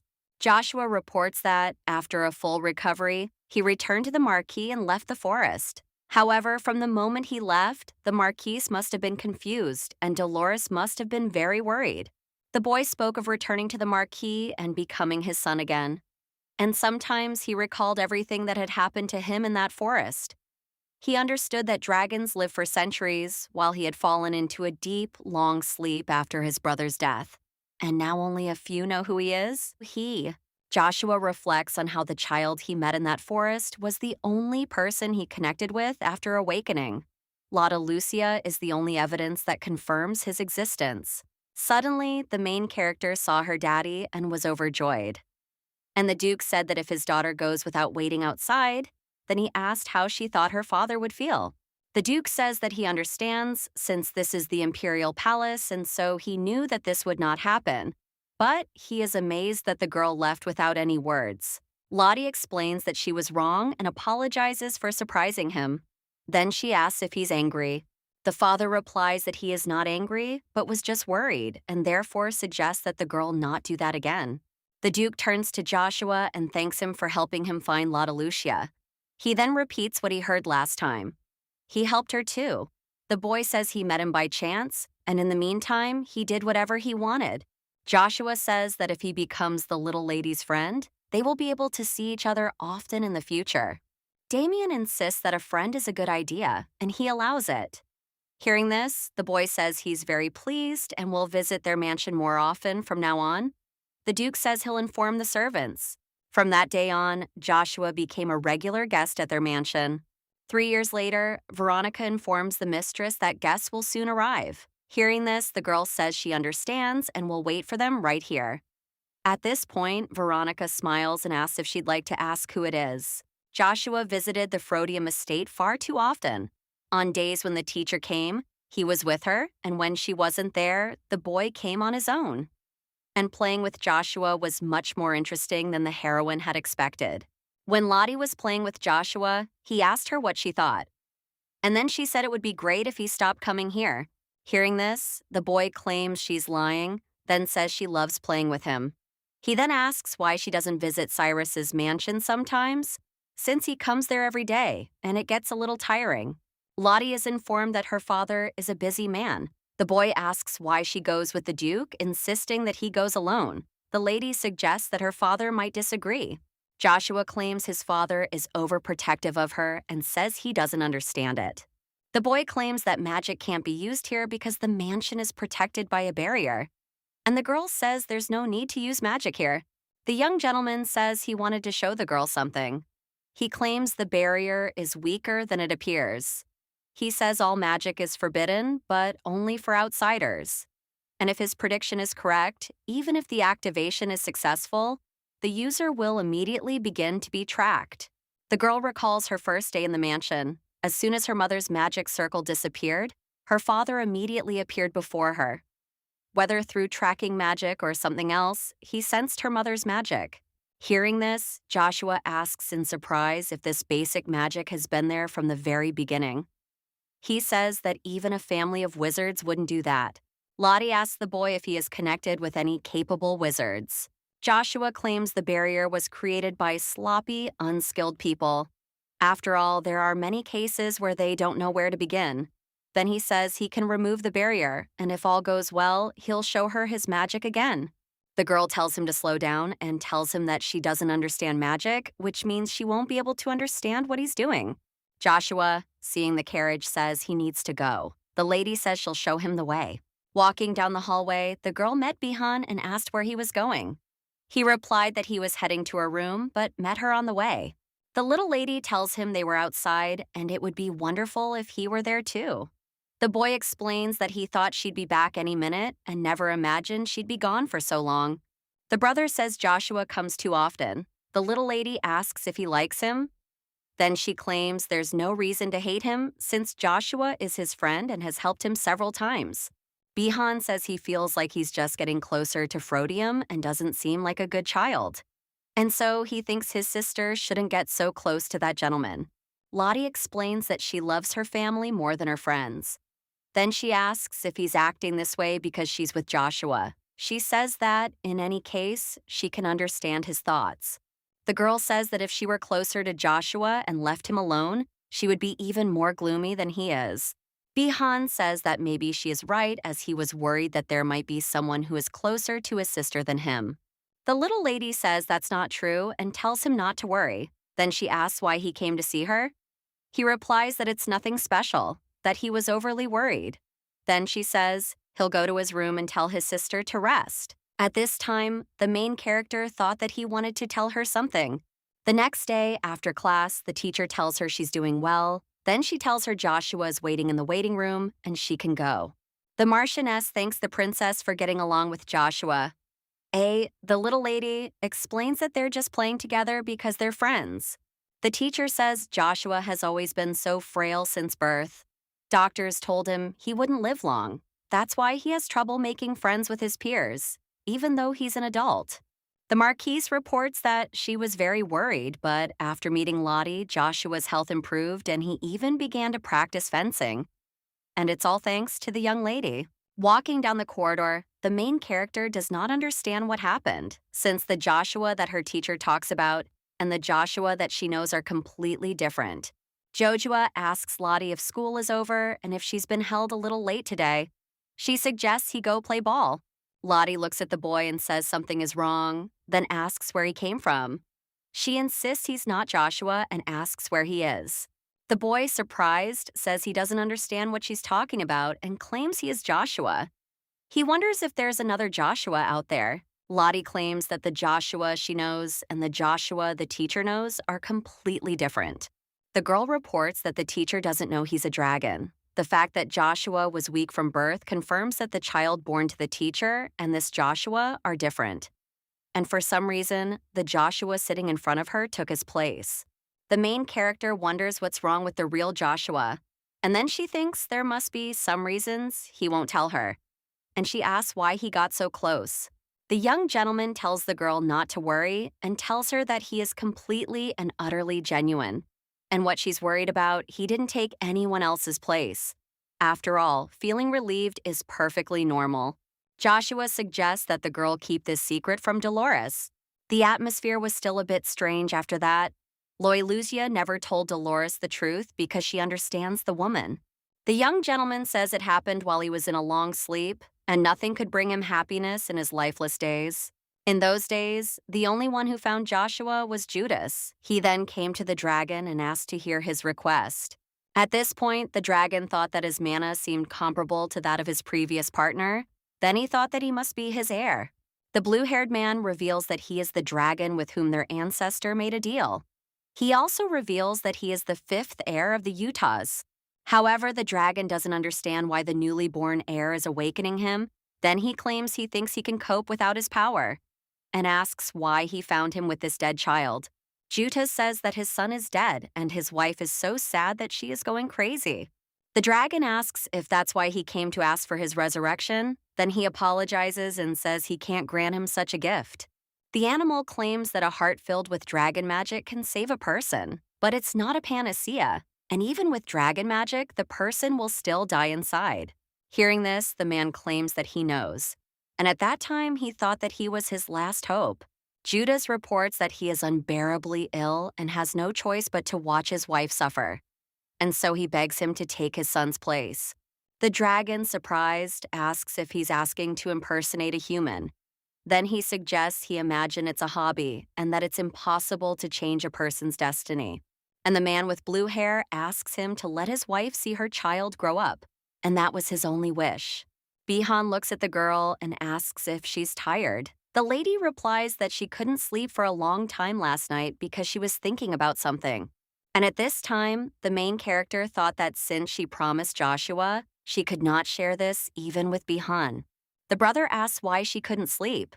He wonders why she didn't take a nap during the day. The girl replies that she's not a sleepyhead. However, he insists that when she's tired, she should go to bed. The little lady claims that she doesn't want to sleep, but Bihan insists that she go to bed and fall asleep quickly. The boy says that he will be there until she falls asleep. Lottie suggests her brother lie down next to her instead of fetching a chair. And when she falls asleep, he can go away and lie down, which is much more comfortable than sleeping. However, Bihan doesn't understand how he can climb into someone's bed and asks about it. The little lady reports that she's climbed into his several times. Then she asks if he thinks she's weird. The young gentleman agrees with the girl and says that he will do it only once. Lottie says that if he wants her to fall asleep, then he will have to sing her a lullaby. When the main character fell asleep, she had a dream about a conversation between the maids, who said that the child had stayed in the mansion a little longer than they expected. The maids say among themselves that this is shameless, not even his own child, and so they wonder what the Duke is thinking about. The maid says that a baby has suddenly appeared, and frankly, this complicates everything a little. Hearing this, the main character thought it was just like her first day in the house. And then she wondered if she hadn't been alone in the mansion that day. The little mistress asked the maids what they're saying. They reply that they're telling the truth. They also claim that the Duke doesn't even have a lover. Therefore, there's no chance the child is of his blood. The maids report that it's hard for them to look at her, because being in this position all the time, and the answer is obvious. Frodium will soon miscarry her child. Hearing this, Lottie insists that her mother said he was her father. And she screams, asking how they can talk such nonsense. At this time, the girl opened her eyes and saw Joshua holding her by the shirt. The surprise boy asks what dream made her attack him. He wonders what kind of nightmares she has. Lotta Lucia apologized, then explained that this happens sometimes. She then asked when he arrived. Joshua explains that he waited alone for her to awaken. Then he reveals that the servant let him pass because consistency in behavior is important. The little lady asks if she usually behaves well, and then replies that no one does. The girl became curious about what she had dreamed and tried to remember it. And she realized that the dream was about a day in her memories. The protagonist realizes that he is almost entirely different from her memories, and she often sees herself calmer. After all, in her dreams, she furiously grabs the servant's robe. Lottie realizes that, in any case, she was overwhelmed by emotions that made her furious. And she reflects on the fact that she did nothing wrong in her dream. The little lady thinks that this situation was enough to enrage her. And what she did was very predictable. It was as if her subconscious reminded her exactly how she should behave, and how she behaved in her dream. The protagonist realizes that in the dream, she acted like an angry child, and she wonders if this could be seen as the easiest way to vent her anger on someone. The girl recalls dreaming about a story that was never meant to happen. She became intrigued, because if something like this were to happen even once, the conflict would obviously worsen. Lottie knows that if this left a bad impression, then everyone would say that the Duke's daughter is a real villain. Joshua looked at the girl and thought she was somehow premeditated. Then he nudged her and suggested she stop being silly and play with him. And then they ran off to play. The little lady says he's late today. The boy explains that thanks to someone, he has to practice fencing every day. The girl heard this and asked again. Then she said it would take a long time and she didn't want to sit alone. Lottie wondered if it was because of her that the Marquis had increased his training. However, the boy insisted he was good at everything, and she had nothing to do with it. Joshua explains that the training has been increased because he is such an outstanding student. Hearing this, the lady asserts that this means he must know how to distribute his forces. The boy asks if she's being too sharp-tongued. Then he says he comes here every day, but she doesn't welcome him at all. The girl, surprised, says she's still not happy enough. He insists she could have greeted him more warmly. Joshua announces that he can't come here any more often. Then he says it will be difficult for her to see him next year. The boy explains that this is a sudden decision, and everything was decided from the very beginning. The young gentleman says that Dolores is going to send him to the academy. The main character heard this and was surprised, because she understood that she would not see him so often anymore. The academy accepts only children from noble families, aged 9 to 11, and it's a dream destination for the children of nobility. However, not all children from noble families can attend this school, as it requires a high title or sufficient wealth to surpass someone else's title. The academy also accepts children of nobles, who must have outstanding talent that goes beyond titles and wealth. The only son of the Marquis Cyrus, Joshua, and therefore studying at this academy is natural for him. The protagonist realizes that Cyrus is the same as in the novel. And although he visited her often, Joshua was given the main male role in the novel. Joshua will meet the heroine Dahlia at the academy, and everything will unfold according to the novel. And he will forget her, his friend, and act according to the novel. Lottie Lucia says she understands that he's going to the academy. Then she says that's wonderful because she'll have a lot of preparation to do. The girl excitedly asks if there should be a lot of people there. However, she understands that he doesn't like trouble, and so it will be a bit difficult for him, and then she smiles. However, the boy claims that if he goes to the academy, he will not be able to visit her except during the holidays. Lottie says he's right, and that's because he'll be living in the dorms. However, he'll be spending more time at the Cyrus estate than at the academy and asks if she's right. She then shares that she heard the semester is very short. The girl says that it will be extremely difficult to meet each other as often as now.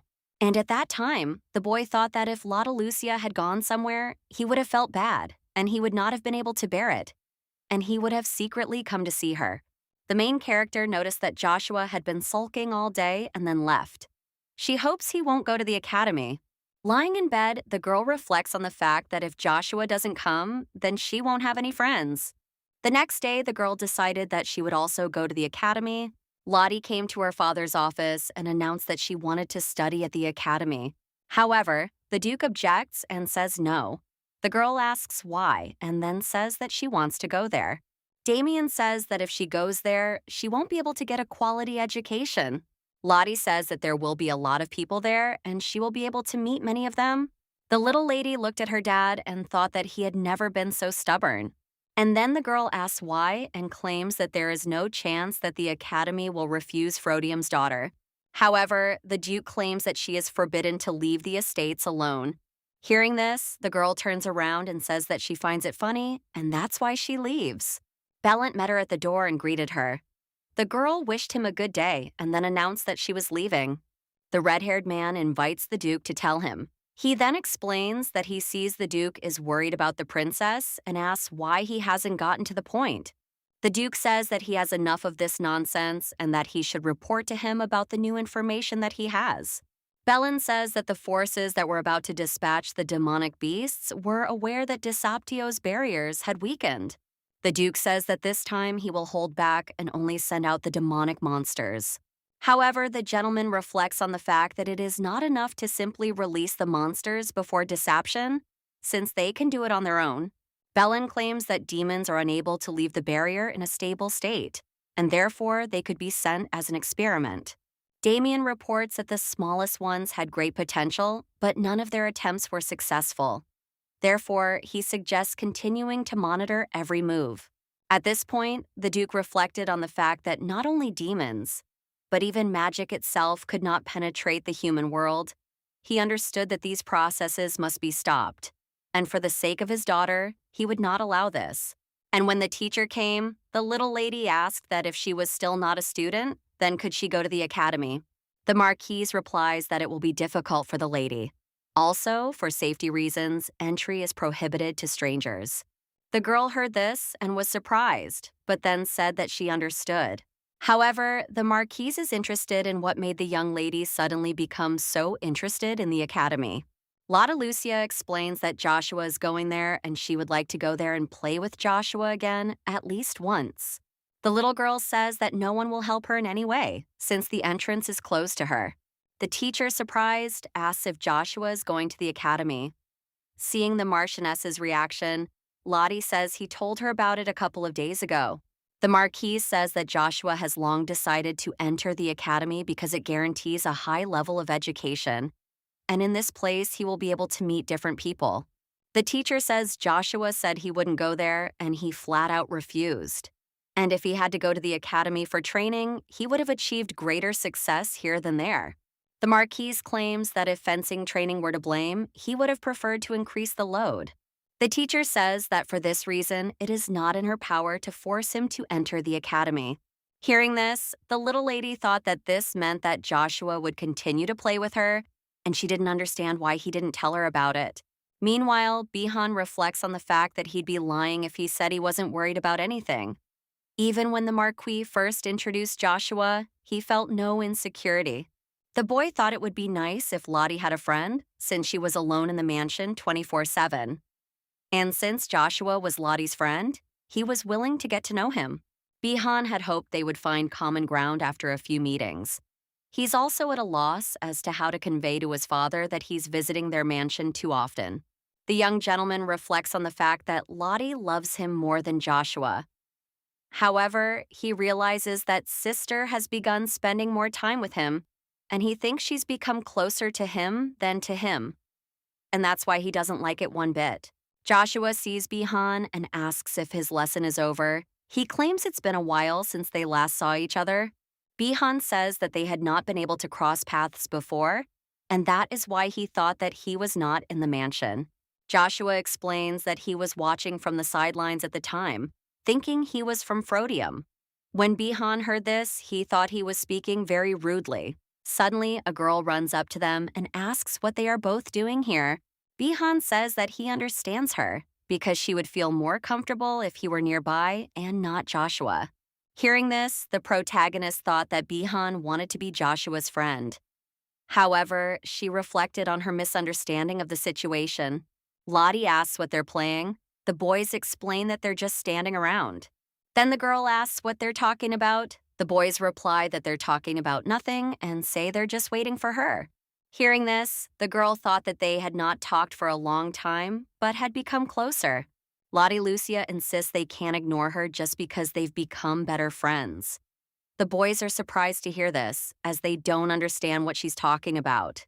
Bihan gives the girl a cake and says that last time she said she liked strawberry cake, and that's why he bought it. The main character says she always wants to eat after school, and he tells her to enjoy it. Veronica apologized for disturbing them and then informed them that Sir Damien was calling them. Bihan said goodbye and said he would see them later. Lotta Lucia asks Joshua how he could hide this from her, and she wonders why he lied. However, the boy doesn't understand what she's talking about. The girl explains that he told her the teacher was sending him to the academy, and Joshua insists that's true.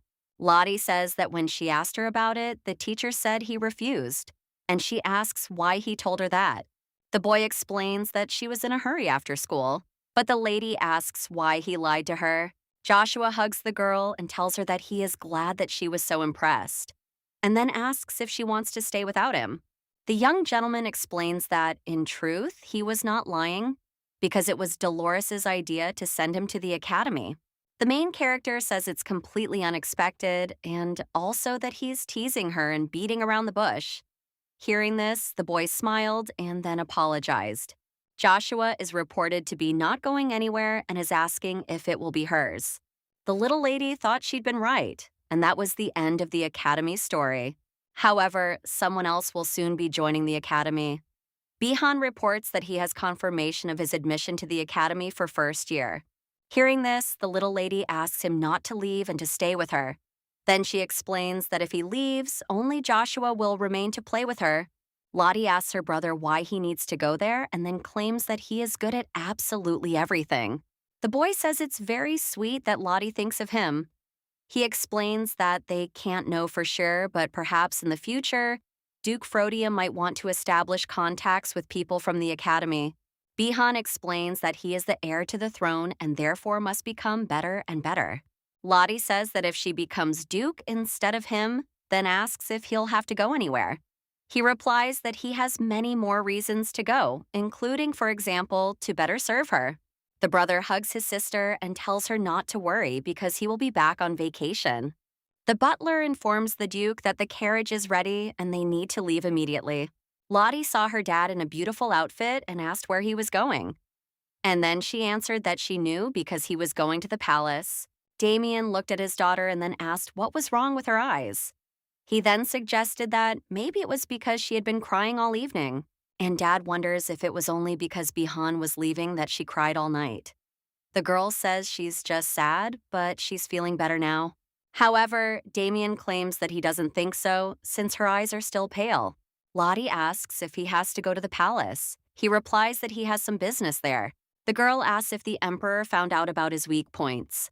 The Duke replies that if it were not for these deeds, then a man from the demon race like him would never have received the position of Duke. The little lady claims that she knew that he had met the Duke and that he had asked him to handle various administrative matters for his family. Damien claims that only in this scenario will he be able to inherit the title, since it's impossible to simply snatch it up whenever he wants. The protagonist says she understands, since they can't get everything they want. And the Duke claims she's right, explaining that's why he struck up a deal with the Emperor in exchange for the title of Duke. The father explains that he swore to be loyal to the royal family. After all, the Frodium family has a long history, playing a huge role in governing the empire of their century. Damien says that, on the other hand, many years ago this place was a haven for demonic spawn, and if the Emperor reveals his identity and the information the Frodium family is hiding, it will be the end of them. The Duke asserts that what happened in the past remains the same. He also assumes that the people of the Empire will declare them enemies and begin to hate, despise, and shun them. The girl claims that Papa truly loves Frodium very much. He swore allegiance to the Emperor out of love for Frodium, and becoming a Duke is tantamount to loving and exposing oneself to danger. The father says his daughter has been thinking a lot today and then picks her up. He tells her that the Emperor didn't know he was still afraid of him. Damien says this can be considered good news because everyone thinks the humans in their demonic clan are bloodsuckers, lacking humanity. After all, that's how people imagine demons. However, the girl claims that the demons she knows do not look like this. The gentleman says that all these concealments are draining him, and if he had any more weaknesses, he would be doubly worried. And then he announces that he will be back soon. At this point, the main character realized that her father had left, meaning he wouldn't be able to play with her. So she decided to play ball with Bihan. Suddenly, the girl saw Veronica with Bihan and asked where the two of them were going. Even though they were wearing suits, Veronica explains that she decided to prepare for Bihan's departure to the academy. Hearing this, Lottie says that she doesn't know what to buy, but asks to take her with her. When the main character arrived in the city, she thought it was her second time here, but the place was still just as mysterious to her. Then she asked her brother what they should buy first. Bihan replied that he needed textbooks and notebooks, but he'd have to try on the uniforms before buying them. The lady asked how long that would take. The boy looked at the list and said they'd have to buy everything today. Veronica announces that the first item is clothes and then suggests going shopping. Then she says they'll take turns buying the rest.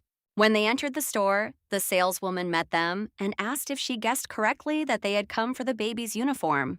At this time, the main character thought that this place looked so familiar, and she remembered that she came here with her dad. The girl realized that all the clothes had changed since last time, and she couldn't try them all on. And when she looked at the fitting area, she thought it was the same place she'd gone with her father the last time, and it was the same place. Veronica turns to the young lady and says that she needs to tell the tailor something, and therefore she will return in a few minutes. Meanwhile, the saleswoman takes Bihan's measurements and informs him that they'll tailor the clothes specifically for him. It's much better for newly enrolled students to wear comfortable uniforms. The woman says that if the uniform is too loose, it will be uncomfortable and look unattractive. And anyway, after enlistment, everyone grows taller.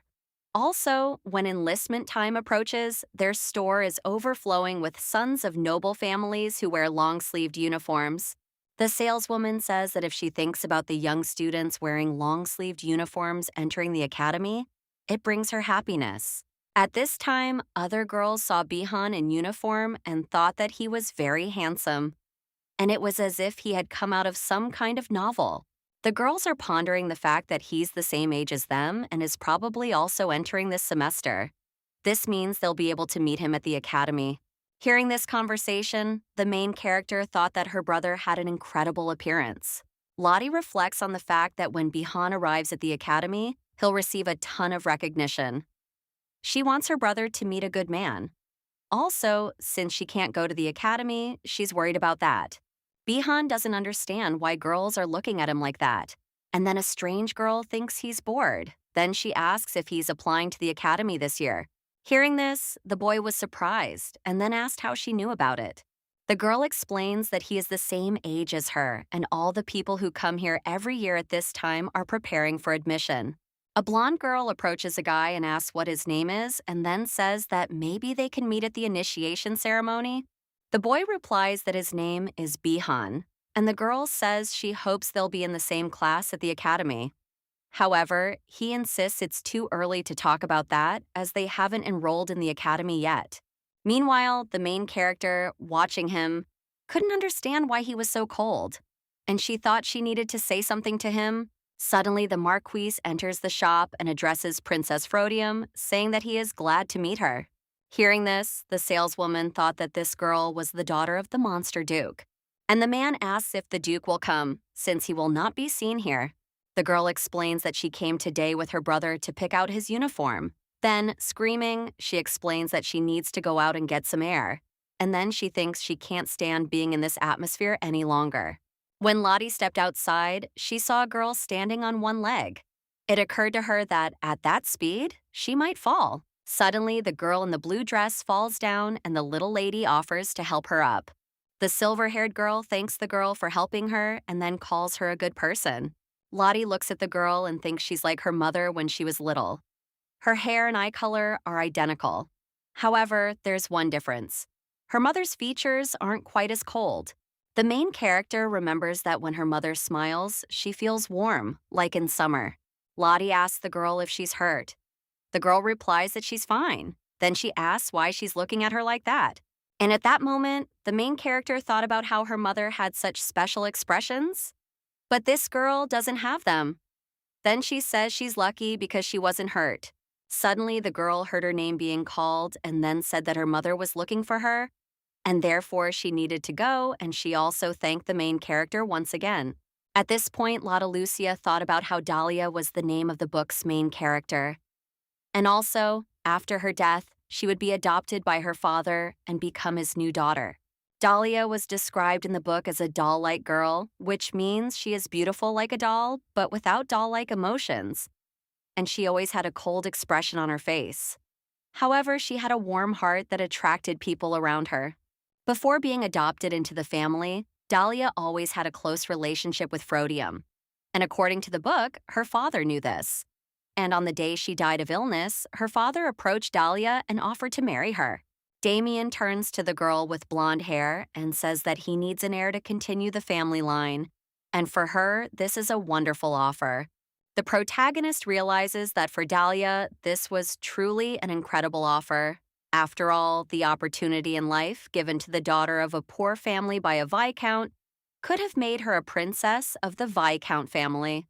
The silver-haired girl turns to the Duke and says that she is very sorry, but it is too much of an offer for her, and then declines it. However, the Viscount Lopez family returned Dahlia to the Duke's estate.